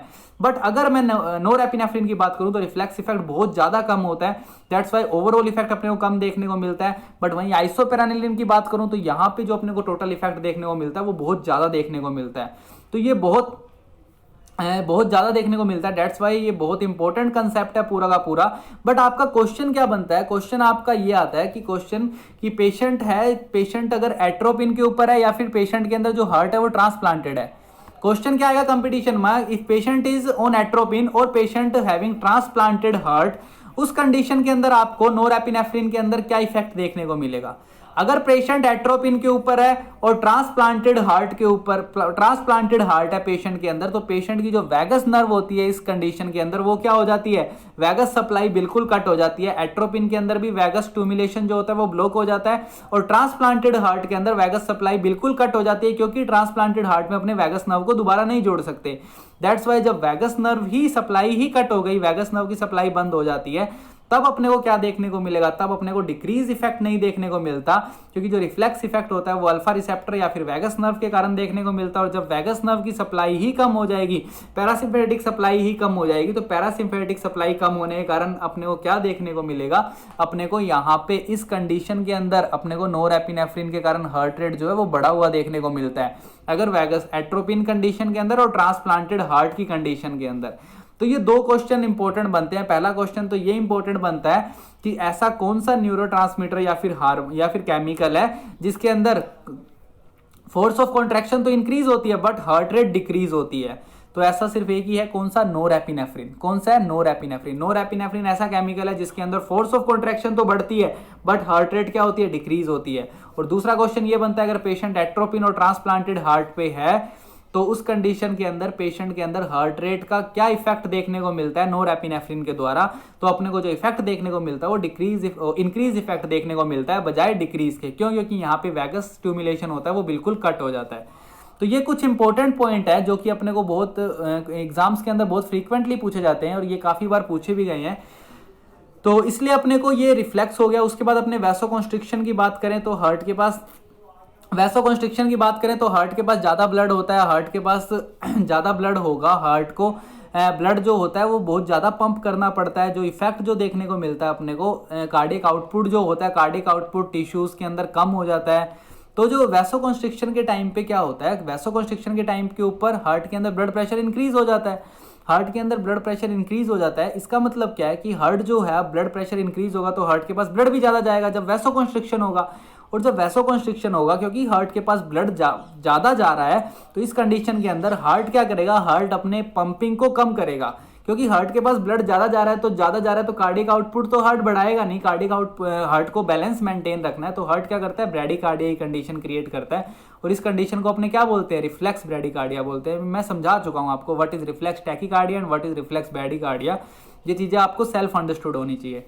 इसके बाद अपने जो इंपॉर्टेंट बात करते हैं वो होती है ट्रेसिंग की, कि ट्रेसिंग के ऊपर किस तरीके से क्वेश्चन पूछे जाते हैं। ट्रेसिंग के अंदर मैं सबसे पहले आपको नॉर्मल ट्रेसिंग के बारे में बता देता हूं कि नॉर्मल ट्रेसिंग के अंदर मैंने ग्राफ प्लॉट किया है। ग्राफ के अंदर मैंने क्या शो किया है, मैंने नॉर्मल ट्रेसिंग शो करी है। नॉर्मल ट्रेसिंग के अंदर जो सबसे पीक पे जो पीक दिखा रखा है, उस पीक को तो अपने सिस्टोलिक ब्लड प्रेशर है। जो डाउनवर्ड पीक है वो कौन सा, डायस्टोलिक ब्लड प्रेशर। और एक मिड लाइन क्रिएट करी है मैंने, वो क्या है, मीन ब्लड प्रेशर। ठीक है, तो ये तीन चीज़ें जो इंपॉर्टेंट है, जो टॉप पे पीक है वो सिस्टोलिक ब्लड प्रेशर, तो डाउनवर्ड पीक है वो डायस्टोलिक ब्लड प्रेशर, और जो सेंटर के अंदर है वो मीन ब्लड प्रेशर। और दोनों पीक के बीच का डिस्टेंस को क्या है, एक बीट, एक हार्ट बीट जो है दोनों पीक के बीच का डिस्टेंस है वो क्या है, एक हार्ट बीट। अब ध्यान देना कि यहाँ पे मैं सबसे पहले क्या कर रहा हूँ, पेशेंट के अंदर एपिनेफ्रिन का इंट्रोडक्शन कर रहा हूँ। जब मैं पेशेंट के अंदर एपिनेफ्रिन का इंट्रोडक्शन करूंगा तो होगा क्या, देखना ग्राफ के अंदर किस तरीके से चेंज देखने को मिलेगा। एपिनेफ्रिन का इंट्रोडक्शन करते ही एपिनेफ्रिन के अंदर क्या देखने को मिलता था अपने को, सिस्टोलिक ब्लड प्रेशर भी इंक्रीज होता था, मीन ब्लड प्रेशर भी इंक्रीज होता था, और साथ साथ क्या देखने को मिलता था, और डायस्टोलिक ब्लड प्रेशर भी इंक्रीज होता था। क्योंकि ओवरऑल इफेक्ट तो था, ब्लड प्रेशर इंक्रीज हो रहा था, तीनों के तीनों systolic blood pressure, mean blood pressure, diastolic blood pressure increase हो रहे थे, और क्योंकि हार्ट रेट भी इंक्रीज हो रही थी। तो अब अपने को क्या देखने को मिलेगा, एक तो ये प्लॉट इंक्रीज हो जाएगा ग्राफ का, ठीक है, ग्राफ का प्लॉट इंक्रीज हो जाएगा, और एक बीट के अंदर डिस्टेंस भी कम हो जाएगा। एक बीट के अंदर डिस्टेंस भी कम हो जाएगा क्योंकि हार्ट रेट बढ़ रही है, टैकीकार्डिया देखने को मिल रहा है, तो बीट के बीच में डिस्टेंस कम हो जाएगा, सिस्टोलिक ब्लड प्रेशर भी बढ़ जाएगा, मीन ब्लड प्रेशर भी बढ़ जाएगा और डायस्टोलिक ब्लड प्रेशर भी बढ़ जाएगा। तो अगर ऐसा ग्राफ आपको एग्जाम में देके क्वेश्चन पूछा जाए तो ये ग्राफ का क्या मतलब है कि पेशेंट को एपिनेफ्रिन दिया गया है, पेशेंट को इंट्रोडक्शन किया गया एपिनेफ्रिन का, डेट्स वाई ऐसा ग्राफ शो हो रहा है। इसके बाद नेक्स्ट स्लाइड के अंदर देखते हैं अगले ग्राफ के बारे में अपने। अब जो दूसरा इंपॉर्टेंट ग्राफ है वो है नोरेपिनेफ्रिन। जब आप पेशेंट को नोरेपिनेफ्रिन दे दोगे तब ग्राफ के अंदर आपको किस तरीके का चेंज देखने को मिलेगा। देखना कि जब मैंने आपको बताया था कि पेशेंट को जब नोरेपिनेफ्रिन दोगे तो जाहिर सी बात है ब्लड प्रेशर तो बढ़ना ही बढ़ना है, systolic blood pressure, diastolic blood pressure, mean blood pressure, तीनों ब्लड प्रेशर बढ़ेंगे। बट यहाँ पे जो एक इंपॉर्टेंट चीज देखने को मिलती है, क्योंकि यहाँ पे हार्ट रेट डिक्रीज होती है, अपने को मैंने आपको बता दिया है, तो हार्ट रेट डिक्रीज होएगी यहाँ पे। तो हार्ट रेट डिक्रीज होने के कारण जो अपने को डिस्टेंस देखने को मिलेगा दो पीक के अंदर, वो डिस्टेंस अपने को क्या देखने को मिलेगा, अब ज्यादा देखने को मिलेगा। डिस्टेंस इंक्रीज हो जाएगा, डिस्टेंस इंक्रीज हो जाएगा तो ब्रेडिकार्डिया वाली कंडीशन देखने को मिलती है। बट यहाँ पे एक इंपॉर्टेंट चीज है कि स्टार्टिंग के अंदर जो हार्ट रेट है वो इंक्रीज देखने को मिलती है। नोरेपिनेफ्रिन पेशेंट को देते हैं तो जो स्टार्टिंग में ग्राफ देखने को मिलेगा उस कंडीशन के अंदर अपने को हार्ट रेट इंक्रीज मिलेगी, बट बाद में हार्ट रेट जो डिक्रीज हो जाती है। तो ऐसा इसलिए होता है क्योंकि स्टार्टिंग में नोरेपिनेफ्रिन डायरेक्ट इफेक्ट दिखाता है, स्टार्टिंग में नोरेपिनेफ्रिन डायरेक्ट इफेक्ट दिखाता है, बाद में थोड़ी देर बाद जो नोरेपिनेफ्रिन होता है वो रिफ्लेक्स इफेक्ट शो करता है अपना। दैट्स वाई स्टार्टिंग में हार्ट रेट इंक्रीज मिलती है, बट बाद में हमने देखते हैं तो हार्ट रेट डिक्रीज मिलती है। तो अगर इस टाइप का ग्राफ आपको दिया हुआ हो और इस टाइप का क्वेश्चन पूछा जाए तो पेशेंट में नोरेपिनेफ्रिन का इंडक्शन किया हुआ है, इंट्रोडक्शन किया हुआ है, दैट्स वाई ऐसा ग्राफ शो हो रहा है। बट वहीं अगर लास्ट में आइसोप्रेनिलिन की बात करूं तो आइसोप्रेनिलिन के अंदर मीन ब्लड प्रेशर भी कम हो रहा था, डायस्टोलिक ब्लड प्रेशर भी कम हो रहा था, नॉर्मल सिस्टोलिक ब्लड प्रेशर जो था वो नॉर्मल था या फिर स्लाइट इंक्रीज था। बट जो इंपॉर्टेंट चीज है वो क्या थी, यहाँ पे हार्ट रेट बहुत ज्यादा बढ़ रही थी। तो यहाँ पे अपने को जो देखने को मिलेगा ग्राफ तो सारा का सारा डाउनवर्ड देखने को मिलेगा क्योंकि ब्लड प्रेशर कम है, बट जो यहाँ पे अपने को दो पीक के बीच का डिस्टेंस है वो बहुत ज्यादा कम देखने को मिलेगा, बिकॉज यहाँ पे बहुत ज्यादा टैकीकार्डिया देखने को मिलेगा, हार्ट रेट जो होगी वो बहुत ज्यादा होगी यहाँ पे। तो इस टाइप का अगर ग्राफ आता है तो ये ग्राफ किसका होता है, इंट्रोडक्शन ऑफ आइसोप्रेनिलिन का। तो ये तीनों ग्राफ आपको इमेज बेस्ड क्वेश्चन के अंदर पूछे जा सकते हैं। तीनों ग्राफ देखिए कि पेशेंट किसके ऊपर, एपिनेफ्रिन, नोरेपिनेफ्रिन और आइसोप्रेनिलिन के ऊपर। तो इस टाइप का जो ट्रेसिंग है आपको इस टाइप की ट्रेसिंग देखने को मिलती है। नो डाउट ये बहुत इंपॉर्टेंट क्वेश्चन है ट्रेसिंग वाले। और सबसे इंपॉर्टेंट बात ट्रेसिंग के साथ साथ ये सबसे कॉम्प्लेक्स पार्ट है इसका, सिम्फेटोमिमेटिक्स का, कि जिसके अंदर बच्चे बहुत ज्यादा कंफ्यूज होते हैं और ये बहुत इजीली समझ आ जाता है अगर आपको रिसेप्टर्स के बारे में पता हो। तो रिसेप्टर्स के बेसिस के ऊपर आप इसको बहुत इजी बना सकते हो। सिर्फ आपको जो याद रखना है वो अल्फा 1, बीटा 1 और बीटा 2 रिसेप्टर्स के फंक्शंस याद रखने हैं। अल्फा 1 रिसेप्टर क्या कर रहा है, बीटा 1 रिसेप्टर क्या कर रहा है और बीटा 2 रिसेप्टर क्या कर रहा है। इसके बेसिस के ऊपर आप पूरा का पूरा इसको समझ भी सकते हो और इसको पूरा का पूरा आसानी से कर भी सकते हो, इसमें किसी टाइप की दिक्कत नहीं आती। उसके अलावा अपने आगे फर्दर प्रोसीड करते हैं। अब अपने इसके अंदर एक और क्वेश्चन देखते हैं और किस टाइप के क्वेश्चन पूछे जा सकते हैं। जैसा कि ये यहाँ पे क्वेश्चन पूछा गया है, यहाँ पे हार्ट रेट दे रखी है पेशेंट को और 3 ग्राफ प्लॉट कर रखे हैं, ए, बी और सी। अब हार्ट रेट किसके अंदर सबसे ज्यादा बढ़ती है, मैं आपको बता चुका हूँ आइसोप्रेनिलिन के अंदर सबसे ज्यादा हार्ट रेट बढ़ती है। दूसरा इंपॉर्टेंट क्वेश्चन बी है, तो बी एपिनेफ्रिन होगा और सी जो है वो नोरेपिनेफ्रिन होगा, क्योंकि सबसे डिक्रीज जो होती है हार्ट रेट वो नोरेपिनेफ्रिन के अंदर होती है। तो इस टाइप के ग्राफ भी देके आपको क्वेश्चन पूछा जा सकता है। यहाँ पे मीन ब्लड प्रेशर दे रखा है, मीन ब्लड प्रेशर जस्ट बिल्कुल इसका अपोजिट हो जाएगा हार्ट रेट वाले का। अपोजिट कैसे हो जाएगा, सबसे ज्यादा मीन ब्लड प्रेशर नोरेपिनेफ्रिन में देखने को मिलेगा और एपिनेफ्रिन के अंदर स्लाइटली देखने को मिलता है अपने को, और जो सबसे कम देखने को मिलेगा मीन ब्लड प्रेशर वो आइसोपेरानिलिन के अंदर देखने को मिलेगा। तो इस टाइप से जो क्वेश्चंस बनते हैं, graphical base, image based question, tracing के ऊपर क्वेश्चन जो बनते हैं काफी इंपॉर्टेंट होते हैं, बहुत ज्यादा कंसेप्चुअल होते हैं। बिकॉज इसके अंदर जब तक कंसेप्ट क्लियर नहीं है मेरे हिसाब से क्वेश्चन नहीं किए जा सकते। बट इफ कंसेप्ट क्लियर है तो ये क्वेश्चन सबसे ईजी है, देखते ही समझ आ जाते हैं क्या पूछना चाह रहा है एग्जामिनर आपसे।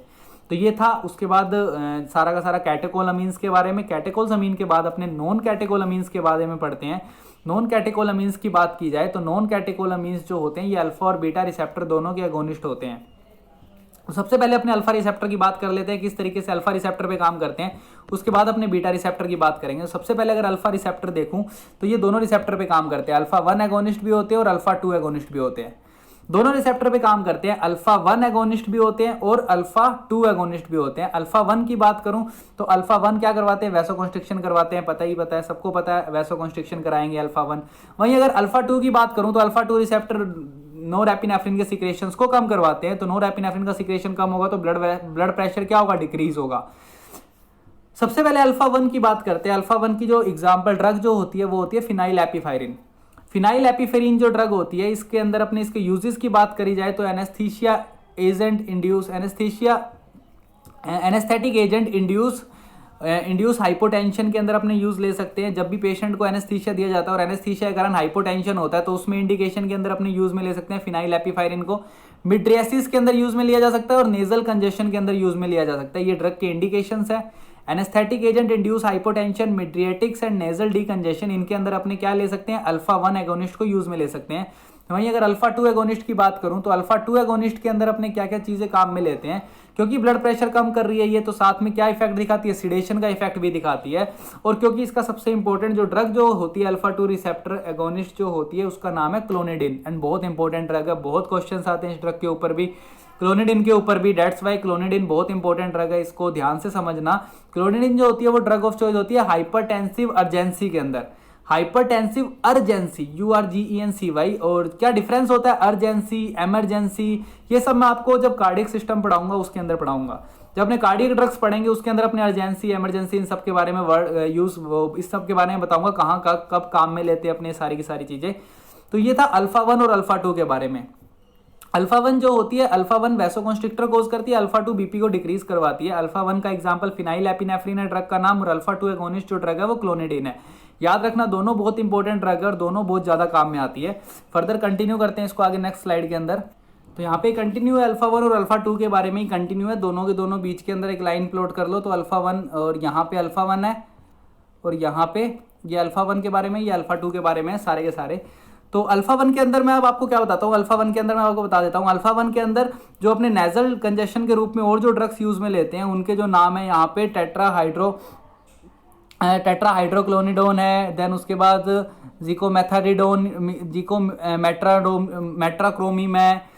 तो ये सारी की सारी नेजल डीकंजेशन के रूप में अपने काम में लेते हैं सारी की सारी ड्रग। तो ये वाली जो ड्रग्स है ना, ये बेसिकली किसके ऊपर डिपेंड करती है, सारी की सारी ये वाली ड्रग्स है ये आपके डाइल्यूशन पे डिपेंड करती है। डाइल्यूशन में आपको पढ़ा चुका हूँ, डाइल्यूशन के अंदर देखना किस डाइल्यूशन के ऊपर अपने ड्रग नेजल कंजेशन के रूप में काम में ले सकते हैं, कब अपने नेजल एडमिनिस्ट्रेशन कर सकते हैं उस ड्रग का। उसके अलावा जो दूसरी इंपॉर्टेंट ड्रग है वो कौन सी है, मीडोड्राइम। मीडोड्राइम जो ड्रग होती है ये भी ड्रग ऑफ चॉइस होती है पोस्चुरल हाइपोटेंशन के लिए। और नो डाउट जो ड्रग ऑफ चॉइस है वो हमेशा फार्माकोलॉजी में क्वेश्चन ही होते हैं, क्योंकि ड्रग ऑफ चॉइस बहुत इंपॉर्टेंट है और बहुत ज़्यादा पूछे जाते हैं। अगली ड्रग अल्फा 1 एगोनिस्ट की बात करूँ तो मेटारेमिगल है। ये हाइपोटेंशन के अंदर स्पाइनल एनेस्थीसिया के कारण जो हाइपोटेंशन होता है उसके अंदर काम में ली जाती है ये ड्रग। देन उसके बाद जो अलग एक और ड्रग है मेफेंट्रामीन को भी अपने हाइपोटेंशन के अंदर यूज में लेते हैं। एरिथमिया के अंदर, एरिथमिया इन हाइपोटेंशन और एरिथमिया दोनों कंडीशन के अंदर अपने इसको यूज में ले सकते हैं। मेथोक्सामीन को अपने शॉक के अंदर यूज में लेते हैं। तो ये कुछ कंडीशंस है जहाँ पे अपने अलग अलग ड्रग्स के नाम है, अलग अलग यूजेज है, अलग अलग यूजेज है इनके, अलग अलग ड्रग ऑफ चॉइस है, अलग अलग इंडिकेशन है जिसके अंदर अपने इन ड्रग्स को यूज में लेते हैं। उसके अलावा मैं अगर यहाँ पे अल्फा 2 रिसेप्टर की बात करूँ तो अल्फा 2 रिसेप्टर के अंदर जो ड्रग ऑफ चॉइस होता है वो ticks associated with Tourette's syndrome के अंदर अपने इसको काम में ले सकते हैं। अल्फा 2 रिसेप्टर जो होता है वो tics disorder associated with Tourette's syndrome के अंदर अपने इस ड्रग को काम में ले सकते हैं। बहुत इंपॉर्टेंट है ये ड्रग, बट आजकल जो इससे अच्छी ड्रग डिस्कवर कर चुके हैं अपने, डेट्स वाई ये ड्रग अल्फा 2 क्लोनिडिन को अपने काम में नहीं लेते। क्लोनिडिन के अलावा अपने किसको काम में ले सकते हैं, हैलोपेरिडोल को काम में लेते हैं आजकल अपने। उसके अलावा ADHD के अंदर इसको काम में लेते हैं। Attention deficient hyper active disorder के अंदर अपने इसको काम में ले सकते हैं क्लोनिडिन को। माइग्रेन की प्रोफाइल एक्सिस के अंदर काम में ले सकते हैं क्लोनिडिन को। हॉट फ्लैशेज इन पोस्ट मेनोपॉजल वुमेन्स के अंदर अपने क्लोनिडिन को काम में ले सकते हैं। और इसके अलावा अपने इसको डिपेंडेंसी के अंदर भी काम में ले सकते हैं। ड्रग डिपेंडेंस के अंदर भी अपने क्लोनिडिन को काम में लेते हैं, जैसे कि अपने अल्कोहल, स्मोकिंग, ओपोइड डिपेंडेंस के अंदर क्लोनिडिन को काम में ले सकते हैं। क्लोनिडिन को अपने डायरिया के अंदर भी काम में ले सकते हैं। Diarrhoea associated with diabetes mellitus. Basically करती क्या क्लोनिडिन इंटेस्टाइनल ल्यूमन के अंदर क्लोराइड आयंस को क्या करवा देती है, क्लोराइड आयंस को डिक्रीज करवा देती है। क्लोराइड आयंस का अमाउंट डिक्रीज कर देती है, जिसके कारण वाटर का एब्जॉर्प्शन जो होता है वो कम हो जाता है। और वाटर का एब्जॉर्प्शन जब कम हो जाएगा तो जाहिर सी बात है जो डायरिया है वो प्रिवेंट कर सकते हैं अपने। उसके अलावा अपने इसको प्री एनेस्थेटिक मेडिकेशंस के रूप में काम में ले सकते हैं। प्री एनेस्थेटिक मेडिकेशंस के रूप में इसलिए काम में लिया जा सकता है क्लोनिडिन को, बिकॉज प्री एनेस्थेटिक मेडिकेशन के अंदर अपने को जो डोज चाहिए होती है वो कम चाहिए होती है। तो ड्रग की डोज अपने को जब कम चाहिए होती है, डेट्स वाई अपने इसको प्री एनेस्थेटिक मेडिकेशंस के अंदर काम में ले सकते हैं। बट इसके अंदर अपने को साइड इफेक्ट देखने को मिलता है, विड्रोल हाइपरटेंशन। जब अपने क्लोनिडिन को पेशेंट के अंदर क्लोनिडिन को, जब अपने पेशेंट को एकदम से बंद करते हैं क्लोनिडिन को, तो अपने को साइड इफेक्ट क्या देखने को मिलता है, विड्रॉल हाइपरटेंशन देखने को मिलता है। क्यों देखने को मिलता है, ध्यान से समझना कि क्लोनिडिन अल्फा 2 रिसेप्टर और अल्फा 2 नोरएपिनेफ्रिन के सिक्रेशंस को क्या करवा रहा था, कम करवा रहा था। अब जैसे ही एकदम से क्लोनिडिन बंद करेंगे तो नोरएपिनेफ्रिन का सिक्रेशन जो होगा, जो आप कम करवा रहे थे, तो वो एकदम से बढ़ेगा और वो बढ़ते ही अल्फा 1 रिसेप्टर पे काम करेगा। और जैसे ही वो अल्फा 1 रिसेप्टर पे काम करेगा, पेशेंट में क्या देखने को मिलेगा, वैसोकॉन्स्ट्रिक्शन देखने को मिलता है। और क्योंकि पेशेंट के अंदर वैसोकॉन्स्ट्रिक्शन देखने को मिलेगा, तो वैसोकॉन्स्ट्रिक्शन के कारण क्या देखने को मिलता है कि पेशेंट के अंदर एकदम से विड्रॉल हाइपरटेंशन देखने को मिलता है। तो हम यहाँ पे अपने कर क्या सकते हैं, पेशेंट के अंदर यहाँ पे अपने अल्फा 1 ब्लॉकर दे सकते हैं। और जैसे ही अपने अल्फा 1 ब्लॉकर देंगे, अल्फा 1 ब्लॉकर देते ही अपने वैसोकॉन्स्ट्रिक्शन को, विड्रॉल हाइपरटेंशन को प्रिवेंट कर सकते हैं। और अल्फा 1 ब्लॉकर जो अपने यहाँ पे देते हैं, ड्रग ऑफ चॉइस कौन सी होती है, फेंटोलमीन। और एक बार ये क्वेश्चन आपका पूछा गया है सेंट्रलाइज इंस्टीट्यूशन एग्जामिनेशन के अंदर कि अपने विड्रॉल हाइपरटेंशन के लिए कौन सी ड्रग दे सकते हैं पेशेंट को, तो विड्रॉल हाइपरटेंशन के लिए अपने पेशेंट को फेंटोलमीन दे सकते हैं, ये ड्रग ऑफ चॉइस होती है। तो ये कुछ इंपॉर्टेंट क्वेश्चंस है जो बहुत बार पूछे गए हैं, कहीं ना कहीं बार बार। उसके अलावा और जो ड्रग की बात करें अपने, उसके अलावा जो ड्रग की बात है, उसके अलावा क्लोनिडिन के बाद जो दूसरी ड्रग की बात करते हैं अपने, डेक्समेडेटोमिडिन की बात करें। डेक्समेडेटोमिडिन के अंदर क्या होता है, ये हाईली पोटेंट होती है और अल्फा 2 एगोनिस्ट होती है, सेंट्रलाइज अल्फा 2 एगोनिस्ट होती है। प्री एनेस्थेटिक मेडिकेशंस के रूप में काम में ले सकते हैं। इफेक्ट लगभग सेम देखने को मिलेगा, सिडेशन कोज करवाती है, एनाल्जेसिक इफेक्ट कोज करवाती है, सिक्रेशंस को डिक्रीज करवाती है। ये सारे इफेक्ट ऑलरेडी अपने पढ़ चुके हैं।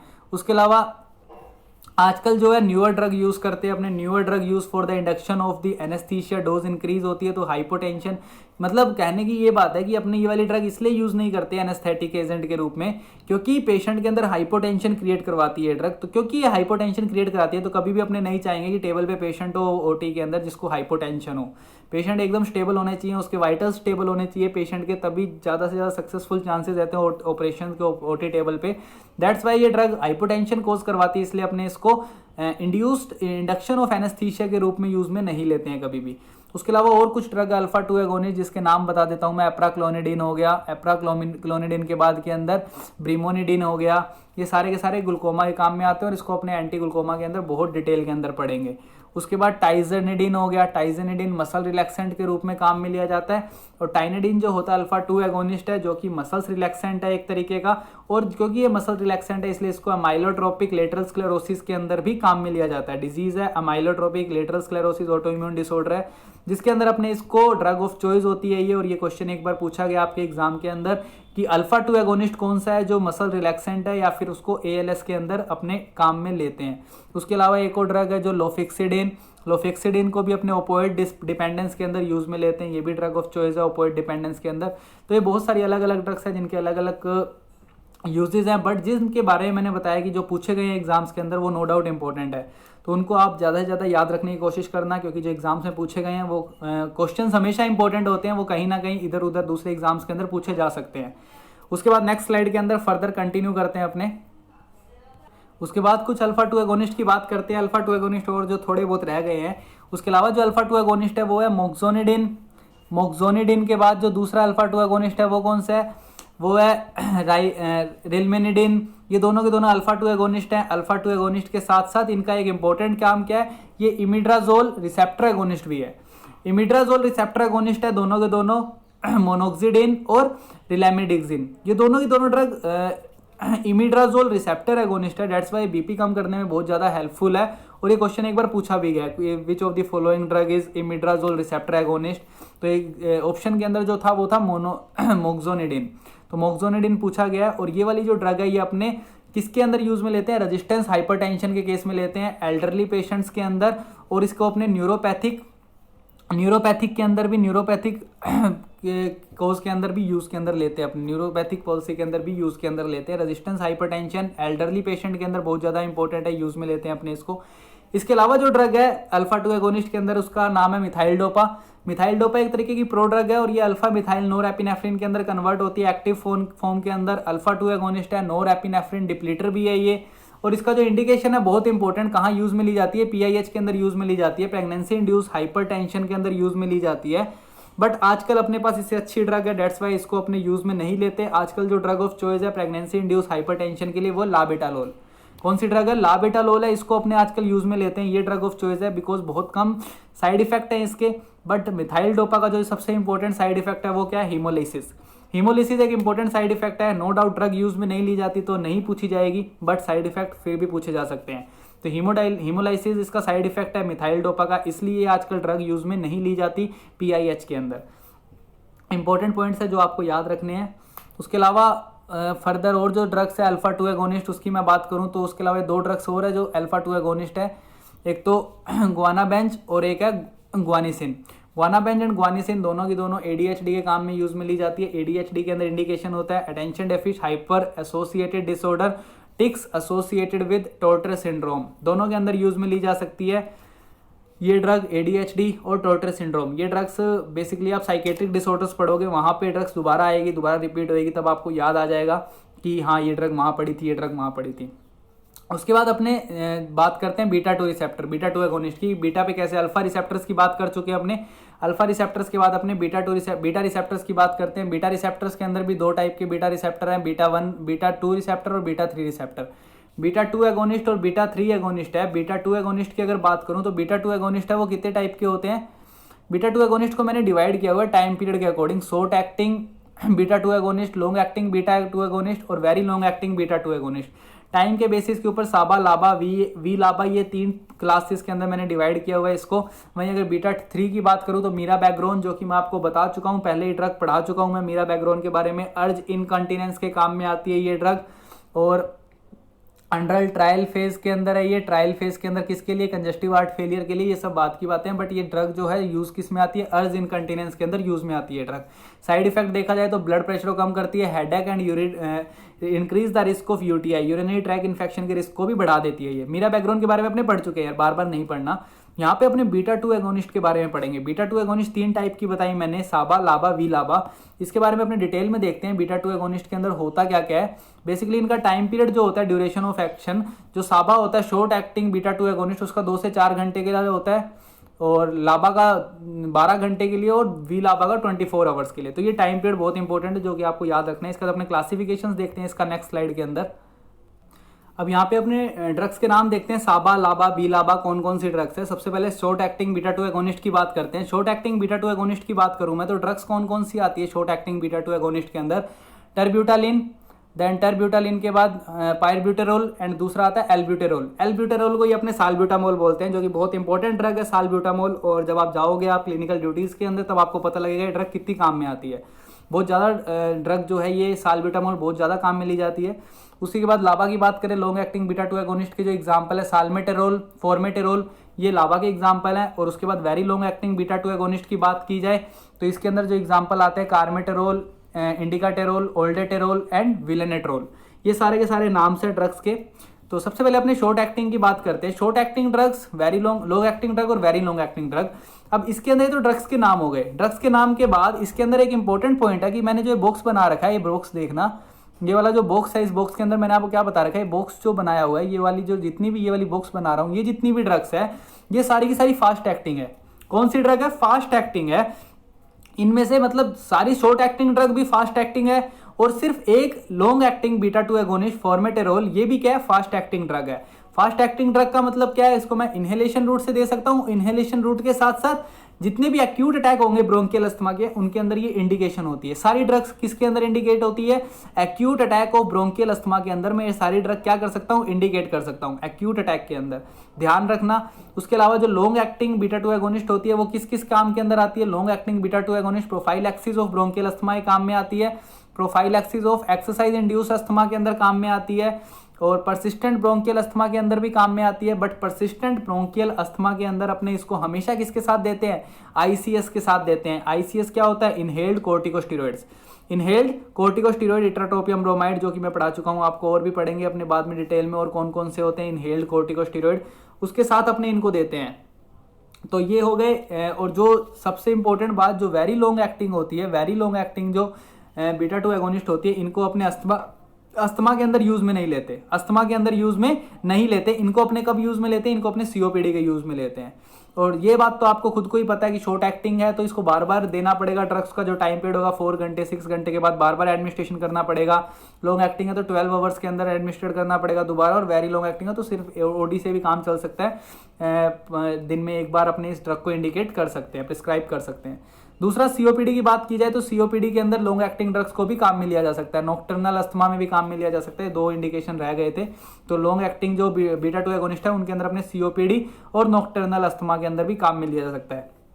सबसे इंपॉर्टेंट चीज जो मैं बता रहा हूं आपको इसके बारे में कि 2019 के अंदर जीना गाइडलाइंस के अंदर क्या देखने को मिला, ग्लोबल इनिशिएटिव ऑफ अस्थमा, इसके अंदर क्या किया इन्होंने कि ये सारे ड्रग्स तो ठीक है इन्होंने कहा, बट जो ड्रग्स है इन्होंने उसके अंदर क्या ऐड कर दिया, इन्होंने कहा कि पेशेंट को आईसीएस देनी बहुत ज़्यादा जरूरी है। आईसीएस इनहेल्ड कोर्टिकोस्टेरॉइड देनी बहुत ज़्यादा जरूरी है। आप चाहे किसी भी ड्रग्स के ऊपर हो पेशेंट, चाहे वो शॉर्ट एक्टिंग पे हो, चाहे वो लॉन्ग एक्टिंग बीटा 2 एगोनिस्ट पे हो, बट उसके साथ आईसीएस देनी बहुत जरूरी है। 2019 के अंदर ये गाइडलाइंस आई है जिसके अंदर कहा है कि पेशेंट अगर 12 साल या 12 साल से ज़्यादा है तो आप पेशेंट को जो ड्रग ऑफ चॉइस होगी अस्थमा के लिए, वो अस्थमा के लिए ड्रग ऑफ चॉइस होगी आईसीएस प्लस फॉर्मेटेरोल। आईसीएस प्लस फॉर्मेटेरोल, फॉर्मेटेरोल क्या है, लॉन्ग एक्टिंग बीटा 2 एगोनिस्ट है, मैं बता चुका हूं आपको। और आईसीएस क्या है, इनहेल्ड कोर्टिकोस्टेरॉइड। ये ट्रीटमेंट ऑफ चॉइस होगा। और क्यों ऐसा किया इन्होंने, या फिर अगर आप ऐसे भी ये भी यूज कर रहे हो, शॉर्ट एक्टिंग भी यूज कर रहे हो, तो उसके साथ भी आपको आईसीएस देनी है। आईसीएस देने का कारण क्या था कि इन्होंने ये पता लगाया कि जब आप पेशेंट को आईसीएस देते हो तो आईसीएस देने के कारण पेशेंट के अंदर एक्सेलरेशन की जो सीवियरिटी होती है वो डिक्रीज देखने को मिलती है। मतलब पेशेंट अगर सिर्फ साबा या लाबा के ऊपर है तो इस कंडीशन के अंदर अपने को एक्सेलरेशन की कंडीशन बहुत ज्यादा रोस्ट देखने को मिलती है। बाद के अंदर पेशेंट जब इन ड्रग्स को छोड़ता है तो उसमें एक्सेलरेशन बहुत ज्यादा होता है। बट अगर आईसीएस देते हैं, कोर्टिकोस्टेरॉइड देते हैं पेशेंट को इनहेल्ड, तो इसके अंदर सीवियरिटी जो है वो डिक्रीज हो जाती है एक्सेलरेशन की। That's why treatment of choice जो होता है वो 12 ईयर या 12 ईयर से ज्यादा के लिए क्या है, वो 12 ईयर ज्यादा के लिए आईसीएस प्लस फॉर्मेटेरोल है। इंपॉर्टेंट क्वेश्चन है, पूछा गया है सेंट्रलाइज इंस्टीट्यूशन एग्जामिनेशन के अंदर, क्योंकि लेटेस्ट अभी बताया गया है तो हो सकता है दोबारा पूछ लिया जाए। 6 से 11 साल की एज का जो पेशेंट है उसके अंदर अपने साबा प्लस आईसीएस देंगे, और अगर पेशेंट 0 से 6 साल का है तब अपने आईसीएस प्रिस्क्राइब नहीं करते, तब अपने सिर्फ क्या देंगे, साबा देंगे। उस टाइम पे कोर्टिकोस्टेरॉइड नहीं देते बच्चे को। तो ये वाली कुछ जीना गाइडलाइंस है जो बहुत इंपॉर्टेंट है। साइड इफेक्ट की बात करें बीटा 2 एगोनिस्ट की, तो साइड इफेक्ट बीटा 2 एगोनिस्ट का पहले ही बताया था आपको मैंने, पैल्पिटेशन, ट्रेमर्स। क्यों साइड इफेक्ट बीटा 2 एगोनिस्ट का पैल्पिटेशन और ट्रेमर्स है, क्योंकि बीटा 2 रिसेप्टर जो होते हैं वो नो डाउट स्मूथ मसल्स के साथ साथ कार्डियक मसल्स और स्केलेटल मसल्स में भी प्रेजेंट होते हैं। क्योंकि कार्डियक मसल्स में प्रेजेंट होते हैं तो पैल्पिटेशन, और स्मूथ मसल कार्डियक और स्केलेटल मसल्स में प्रेजेंट होते हैं ट्रेमर्स। तो मोस्ट कॉमन कोज होते हैं ये। साइड इफेक्ट बहुत ज्यादा है इसके साथ साथ ये पोटेशियम चैनल्स को भी ओपन कर देते हैं। पोटेशियम चैनल्स को ओपन करने के कारण इसके अंदर हाइपरकैलेमिया ट्रांजिएंट देखने को मिलता है अपने को। और क्योंकि हाइपरकैलेमिया देखने को मिलता है तो सेकंड चीज क्या है, इंसुलिन सिक्रेशंस को इंक्रीज करवा देते हैं। इंसुलिन सिक्रेशंस को इंक्रीज करवा देते हैं तो इंसुलिन सिक्रेशन जब इंक्रीज होगा तो उस कंडीशन में अपने को हाइपोकैलेमिया देखने को मिलेगा। इंसुलिन सिक्रेशन इंक्रीज होगा तो हाइपोकैलेमिया देखने को मिलेगा। सेकंड डिग्री यूज है, सेकंड डिग्री यूज करते हैं अपने बीटा 2 एगोनिस्ट को किसके अंदर, हाइपरकैलेमिया के अंदर। हाइपरकैलेमिया के अंदर अपने पेशेंट को ड्रग दे सकते हैं, क्योंकि क्या करवा रहा है ये, इंसुलिन सिक्रेशन बढ़वा दोगे आप, तो इंसुलिन सिक्रेशन बढ़वाने के कारण क्या होता है, इंसुलिन सिक्रेशन बढ़ाने के कारण हाइपरकैलेमिया के अंदर अपने काम में ले सकते हैं। और तीसरा मोस्ट कॉमन साइड इफेक्ट जो होता है वो होता है मोस्ट कॉमन जो साइड इफेक्ट होता है वो कौन सा होता है बीटा 2 एगोनिस्ट का, हाइपरग्लाइसेमिया। तो बहुत ज्यादा क्वेश्चन ये देखने को मिलता है कि कौन सा इनमें से विच of the following is note the side effect of beta 2 agonist. तो नोट पूछा जाए तब आपका जो आंसर जाएगा वो हाइपोग्लाइसेमिया जाएगा, बट अगर पूछा जाए कौन सा साइड इफेक्ट है मोस्ट कॉमन तो आंसर क्या जाएगा, हाइपरग्लाइसेमिया। तो ये मैं आपको पहले ही बता चुका हूं क्यों हाइपरग्लाइसेमिया देखने को मिलता है, चाहे वो बीटा 1 रिसेप्टर हो, बीटा 2 हो, अल्फा 1 हो, सब में हाइपरग्लाइसेमिया देखने को मिलता है। बहुत डिटेल में बताया था मैंने आपको क्यों देखने को मिलता है। तो ये क्वेश्चन बहुत इंपॉर्टेंट है, बहुत बार पूछा जाता है। इसके बाद जो अपने लास्ट में थोड़ा बहुत बचा है वो अपने नेक्स्ट स्लाइड के अंदर देखते हैं। अब जो लास्ट में अपना जो टॉपिक है वो नोरेपिनेफ्रिन डिप्लीटर्स है। नोरेपिनेफ्रिन डिप्लीटर्स की अगर बात करें तो इसको अपने फाल्स न्यूरोट्रांसमीटर बोलते हैं। फाल्स न्यूरोट्रांसमीटर क्यों बोलते हैं तो मैं सबसे पहले डायग्राम से आपको समझा देता हूँ। ये मैंने प्री साइनेप्टिक न्यूरॉन बनाया, ये पोस्ट साइनेप्टिक न्यूरॉन बनाया है।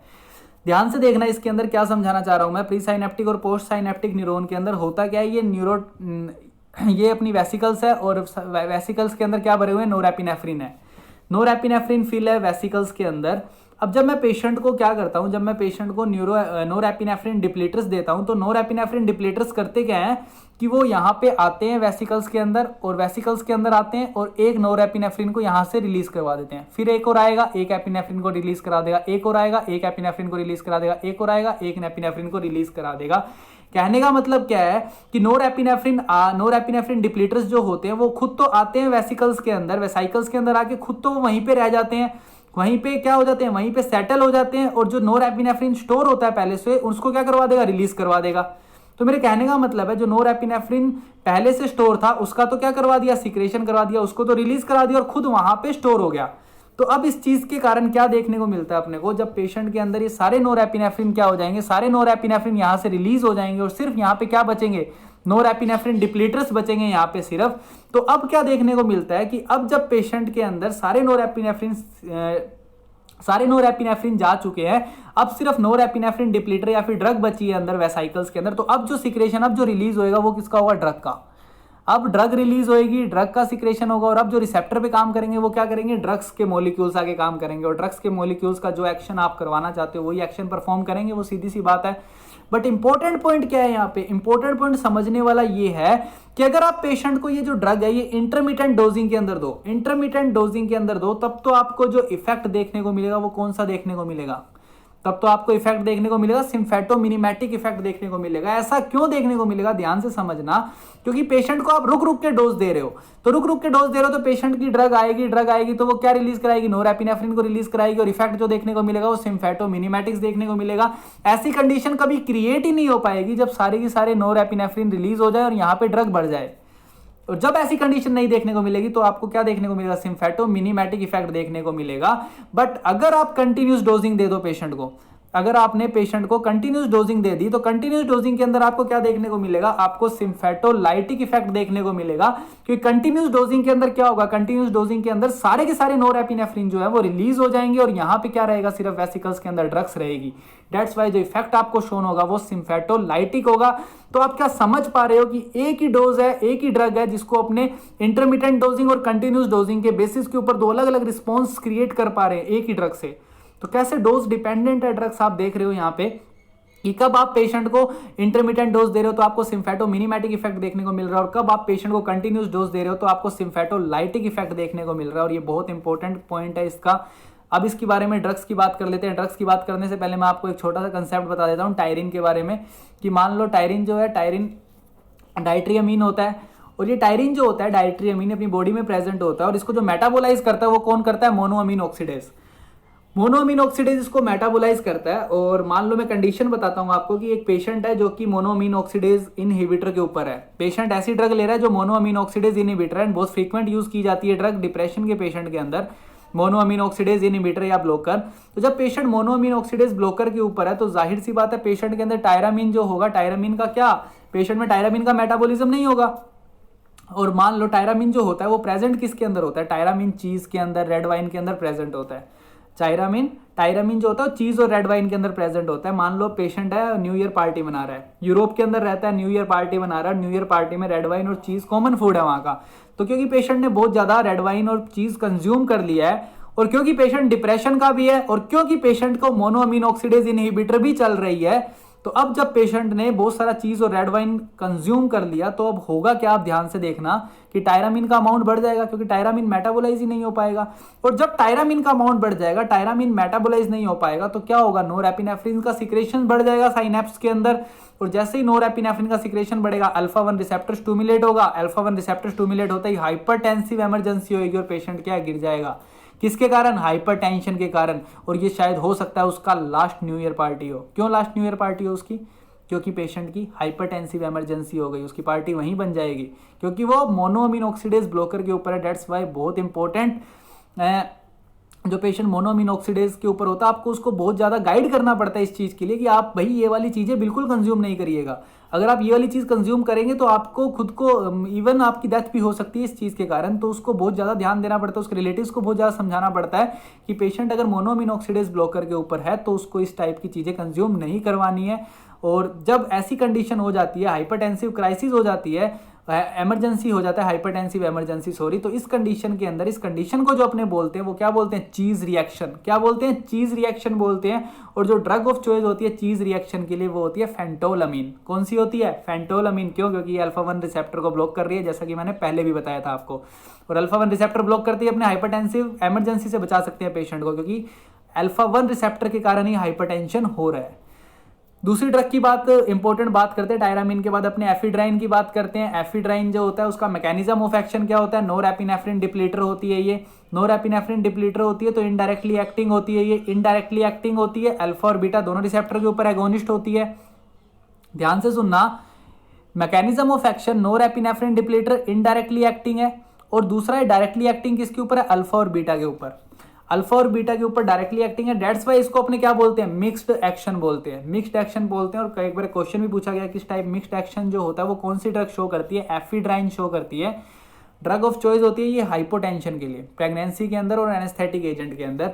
उसके अलावा अपने माइड्रेटिक्स के अंदर भी इसको यूज में ले सकते हैं, नेजल डिस्कंजेशन के अंदर भी यूज में ले सकते हैं। नेजल डिस्कंजेशन के अंदर अपने और जो ड्रग यूज में लेते हैं, सूडो एपिफ्राइन को, नोरएपिड्राइन को यूज में ले सकते हैं। इनको भी अपने किस में यूज में ले सकते हैं, नेजल डिस्कंजेशन के अंदर यूज में ले सकते हैं। उसके अलावा अपने फिनाइल प्रोपेनोलामीन को भी अपने यूज में लेते हैं। फिनाइल प्रोपेनोलामीन को अपने किसके अंदर यूज में लेते थे, ओबिसिटी के अंदर यूज में लेते थे। ओबिसिटी वाले पेशेंट्स के अंदर फिनाइल प्रोपेनोलामीन्स को यूज में लेते हैं ताकि ओबिसिटी को कम कराया जा सके। बट क्योंकि इसको आजकल बैन कर दिया है, क्योंकि इसके अंदर स्ट्रोक के रिस्क बढ़ जाते हैं। इस ड्रग के साथ स्ट्रोक के रिस्क बढ़ जाते हैं, डेट्स वाई ड्रग को अपनों ने आजकल बैन कर दिया गया है। तो ये कुछ एफिड्राइन के बारे में बात है। मिक्स एक्शन होते हैं एफिड्राइन के, इनडायरेक्ट भी एक्ट करती है और डायरेक्ट भी एक्ट करती है। इनडायरेक्ट नॉन एपिनेफ्रिन डिप्लीटर की तरह तो इनडायरेक्ट एक्ट करती है, और डायरेक्ट एक्ट अल्फा और बीटा रिसेप्टर पे काम करके डायरेक्ट इफेक्ट दिखाती है। ड्रग ऑफ चॉइस होती है हाइपोटेंशन इन प्रेगनेंसी और एनेस्थेटिक एजेंट। ध्यान रखना, याद रखना। लास्ट टॉपिक इसके बाद नेक्स्ट स्लाइड के अंदर पढ़ते हैं। अगली ड्रग है मिथाइलफेनिडेट। मिथाइलफेनिडेट की बात करूं तो मिथाइलफेनिडेट भी स्टूमुलेंट होती है। स्टूमुलेंट के साथ साथ ड्रग ऑफ चॉइस होती है एडीएचडी के लिए, attention deficit hyper active disorder. Drawback की बात करें तो ये टिक्स की कंडीशन को रोशन कर देती है और ज्यादा खराब कर देती है टिक्स की कंडीशन के अंदर। बट इसको अपने कब दे सकते हैं, जब पेशेंट एडीएचडी का हो और टोर्टरे सिंड्रोम के साथ हो। एडीएचडी विद टोर्टरे सिंड्रोम हो, उस पेशेंट की उस कंडीशन के अंदर अपने मिथाइलफेनिडेट को दे सकते हैं पेशेंट को। और बट इसका एक और ड्रॉबैक क्या है, ये डिपेंडेंस के रिस्क को भी इंक्रीज कर देती है, और साथ साथ ऐसे पेशेंट जो मतलब एडीएचडी का पेशेंट है और जिसकी फैमिली हिस्ट्री के अंदर ड्रग अब्यूज है, फैमिली हिस्ट्री के अंदर किसी भी टाइप का ड्रग अब्यूज है, वहां पे अपने इसको यूज नहीं करते। वहां पे इसको यूज क्यों नहीं करते, ये एक बार एग्जाम्स में भी पूछा गया ये एक बार कि एडीएचडी का पेशेंट है जिसकी फैमिली हिस्ट्री ड्रग अब्यूज की है, और उस कंडीशन के अंदर अपने कौन सी ड्रग पेशेंट को नहीं देंगे, तो उसके अंदर मिथाइलफेनिडेट अपने नहीं देते, क्योंकि उसका ड्रॉबैक है। यहाँ पे जो ड्रग ऑफ चॉइस होती है वो कौन सी होती है, एटोमोक्सिथीन इसके अंदर ड्रग ऑफ चॉइस होती है, जो अपने एडीएचडी विद टोर्टरे सिंड्रोम के अंदर भी दे सकते हैं और डिपेंडेंस के अंदर भी दे सकते हैं। उसके अलावा अपने नार्कोलेप्सी के अंदर भी दे सकते हैं। नार्कोलेप्सी के अंदर ड्रग ऑफ चॉइस होती है मोडाफिनिल होती है। मोडाफिनिल जो होती है वो ड्रग ऑफ चॉइस होती है, और ये क्या करती है, sleepiness with obstructive sleep apnoea के अंदर भी इसको अपने ड्रग ऑफ चॉइस के अंदर दे सकते हैं। और इसके अलावा रिसेंट ड्रग जो है, एक और रिसेंट ड्रग का फॉर्मेशन किया गया रिसेंट ड्रग के अंदर अपने सोलरिमाटोल जो होती है, ये क्या करते हैं, ये ड्रग डोपामिन नोरएपिनेफ्रिन रीअपटेक इनहिबिटर है। दोनों की दोनों केमिकल्स को रीअपटेक करवाती है। डोपामिन नोरएपिनेफ्रिन रीअपटेक इनहिबिटर है, रिसेंट ड्रग है, नाम क्या है इसका, सोलरिमाफिटोल ये वाली ड्रग का नाम है इसका। सॉरी, थोड़ा सा नाम लेने में प्रोनाउंसिएशन में दिक्कत आती है इन ड्रग्स के नाम्स के, बहुत ही टिपिकल्स नेम है, बट ये क्योंकि रिसेंट ड्रग है तो ये एग्जाम्स में पूछी जा सकती है। क्या नाम बताया इसका मैंने, सोलरिफिमाफिटोल, तो ये याद रखना। उसके बाद एम्फीटामिन की बात करते हैं। एम्फीटामिन जो होती है वो भी स्टूमुलेंट होती है, और ये बहुत ज़्यादा इंपॉर्टेंट ड्रग भी है। एडीएचडी, नार्कोलेप्सी, ओबिसिटी के अंदर काम में ली जाती है। इसके अलावा अगर अपने एम्फीटामिन के डेरिवेटिव्स की बात करें तो डेक्स्ट्रोएम्फेटामिन भी सेंट्रली स्पेसिफिक, सेंट्रली एक्टिंग होती है, प्रेफर्ड ड्रग होती है ये भी। उसके अलावा एक और डेरिवेटिव की बात करें तो मिथाम्फेटामिन जो होती है वो भी एब्यूज के अंदर, और एक ये क्रिस्टल मैथ भी बोलते हैं इसको अपने, ये भी एक तरीके का डेरिवेटिव है, बट इसको अपने क्या करते हैं, इसको अपने कॉन्ट्रा इंडिकेटेड होती है ड्रग किसके अंदर, प्रेगनेंसी के अंदर। क्यों? क्योंकि ये टेट्रोजेनिक होती है। टेट्रोजेनिक के अंदर कौन कौन से इफेक्ट दिखाती है? टेट्रोजेनिसिटी के अंदर ये IUGR केस कर सकती है, कार्डियक इफेक्ट दिखाती है, क्लेफ्ट फ्लूइड दिखाती है और बाइलरी अट्रेशिया दिखाती है। सारे के सारे क्या है? कंजेनाइटल डिसऑर्डर्स हैं जो किस कारण देखने को मिलते हैं अपने को? किसी भी ड्रग्स के कारण देखने को मिल सकते हैं और भी बहुत सारी कंडीशंस के कारण देखने को मिल सकते हैं। बट यहाँ पे क्योंकि टेट्रोजेनिसिटी है इस ड्रग के अंदर, किसके अंदर? मिथाइल फेंटामिन के अंदर, दैट्स वाई ड्रग बिल्कुल कॉन्ट्रा इंडिकेटेड होती है। किसके अंदर? प्रेगनेंसी वाली कंडीशन के अंदर, बिकॉज ये IUGR cardiac effect, cleft lip, biliary atresia cause करती है। और लास्ट में अगर बात करूँ, लास्ट जो ड्रग है वो कौन सी है? ग्वानिथिडीन एंड ग्वानिड्रेल। ये दोनों की दोनों कंडीशन जो ड्रग है ये हाइपरटेंशन के अंदर इंडिकेट की जाती है और कॉन्ट्रा इंडिकेटेड किसके अंदर होती है? फिकोक्रोमोसाइटोमा के अंदर। फिकोक्रोमोसाइटोमा के अंदर कॉन्ट्रा इंडिकेट होती है और हाइपरटेंशन के अंदर दी जा सकती है। बट आजकल अपने पास बहुत अच्छी ड्रग्स है, दैट्स वाई अपने उनके ऊपर पेशेंट की कंडीशन देख के अपने वो ड्रग प्रिस्क्राइब करते हैं। बट कहीं ना कहीं इनके भी एक्शंस है तो इनको अपने को पढ़ना तो पड़ेगा ही। तो ये था पूरा का पूरा सिम्फेटोमिमेटिक्स के बारे में। नो डाउट काफ़ी लेंथी चैप्टर है बट बहुत इजी कर दिया है, बहुत इजीली समझा दिया और सारे इंपॉर्टेंट पॉइंट्स कवर कर दिए हैं। जितने क्वेश्चंस पूछे गए हैं आज तक सेंट्रलाइज इंस्टीट्यूशन एग्जामिनेशन के अंदर वो सब कवर किया है मैंने इसके अंदर। कोशिश की है हर क्वेश्चन कवर हो इसके अंदर, इसके बाहर कुछ भी ना पूछा जाए। फिर भी कोई डाउट या क्वेरी है तो डायरेक्ट आप मेरे को मैसेज करके पूछ सकते हो। और stay tuned guys with medicos cafe. Like share and subscribe my channel. Stay tuned. Thank you. मिलते हैं नेक्स्ट लेसन के साथ ही sympatholytics. Thank you once again.